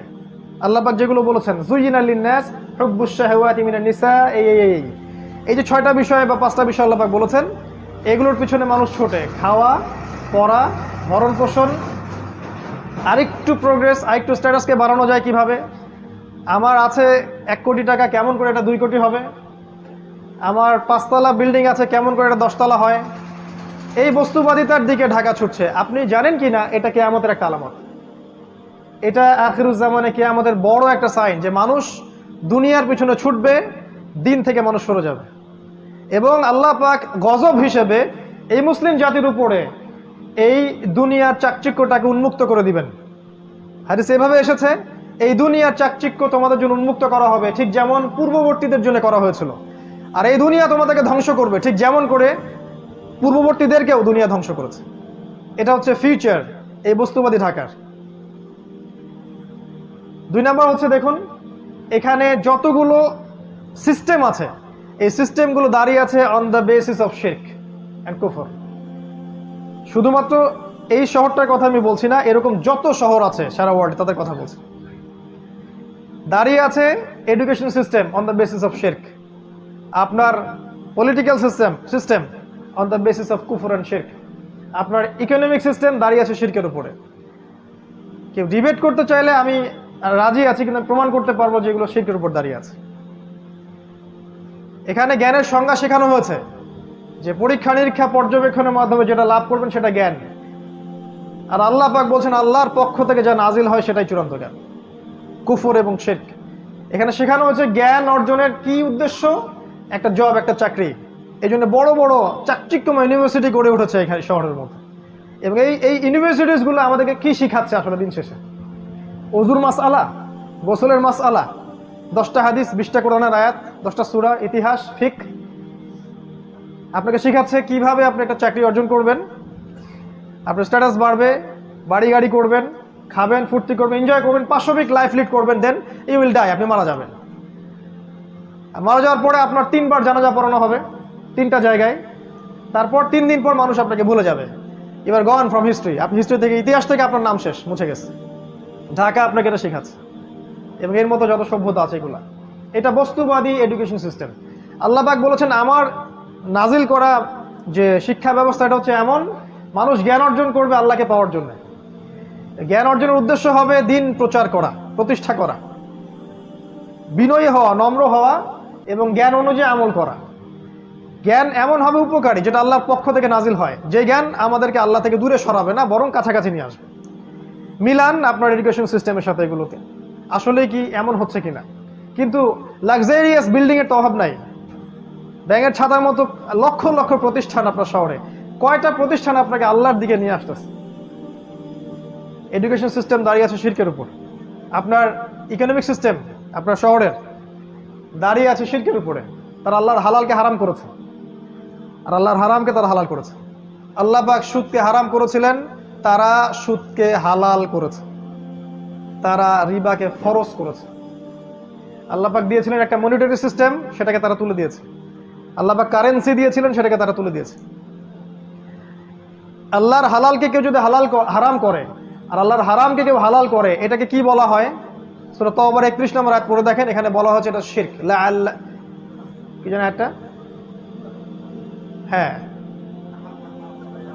না এটা না, যাই হোক, আমি এই মুহূর্তে মনে করতে পারছি না। শেষের শব্দটা দেখবেন যে এখানে শিরকের কথা বলা আছে।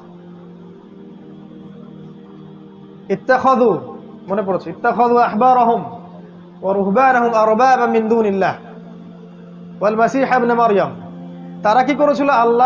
আল্লাহকে বাদ দিয়ে, খ্রিস্টানদের কথা বলা হচ্ছে, জিউসদের কথা বলা হচ্ছে, পাদ্রী দরবেশ এদেরকে রবের আসনে বসিয়েছিল। ভালো করে শোনে না একটা, তারা পাদ্রী এবং দরবেশদেরকে রবের আসনে বসিয়েছিল এবং ঈসা আলাইহিস সালামকে রবের আসনে বসিয়েছিল। ওয়ামা উমিরু ইল্লা লিয়াবুদু ইলাহা ওয়াহিদা, কিন্তু ওদেরকে শুধু আদেশ করা হয়েছিল তারা এক আল্লাহর ইবাদত করবে।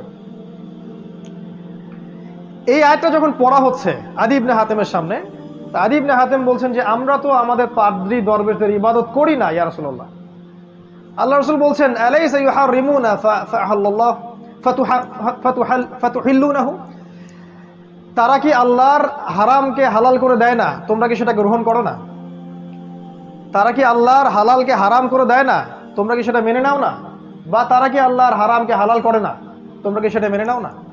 তখন আদী ইবনে হাতেম বলল যে হ্যাঁ, বেলা ইয়া রাসূলুল্লাহ, এটা তো আমরা করি।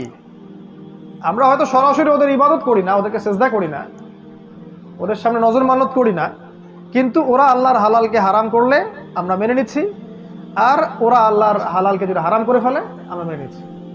আল্লাহ রাসূল বলেন সাল্লাল্লাহু আলাইহি ওয়াসাল্লাম তিলকা ইবাদাতুহুম, এটাই হচ্ছে ওদের ইবাদত করা। এখন আপনি আসেন আপনার সিস্টেমের দিকে। আল্লাহ পাক সুদকে হারাম করেছেন, আমরা কি করেছি? হালাল করেছি। আল্লাহ পাক মাদককে হারাম করেছেন, আমরা হালাল করে নিয়েছি। নিজেকে প্রশ্ন করেন, আমরা কিন্তু মন থেকে হালাল করে নিয়েছি। আল্লাহ পাক জিনাকে হারাম করেছেন, আমরা উন্মুক্ত করছি। আল্লাহ পাক খিলাফাকে হালাল করেছেন, আমরা হারাম করেছি। আল্লাহ পাক অনেক কিছুকে হালাল করেছেন যেগুলোকে আমরা হারাম করে নিয়েছি, বা আবার আল্লাহ পাক অনেকে হারামও করেছেন যেগুলোকে আমরা হালাল করে নিয়েছি। এই সিস্টেমটা যদি চলতে থাকে, এটাকে আল্লাহ পাক বলেছেন শিরক।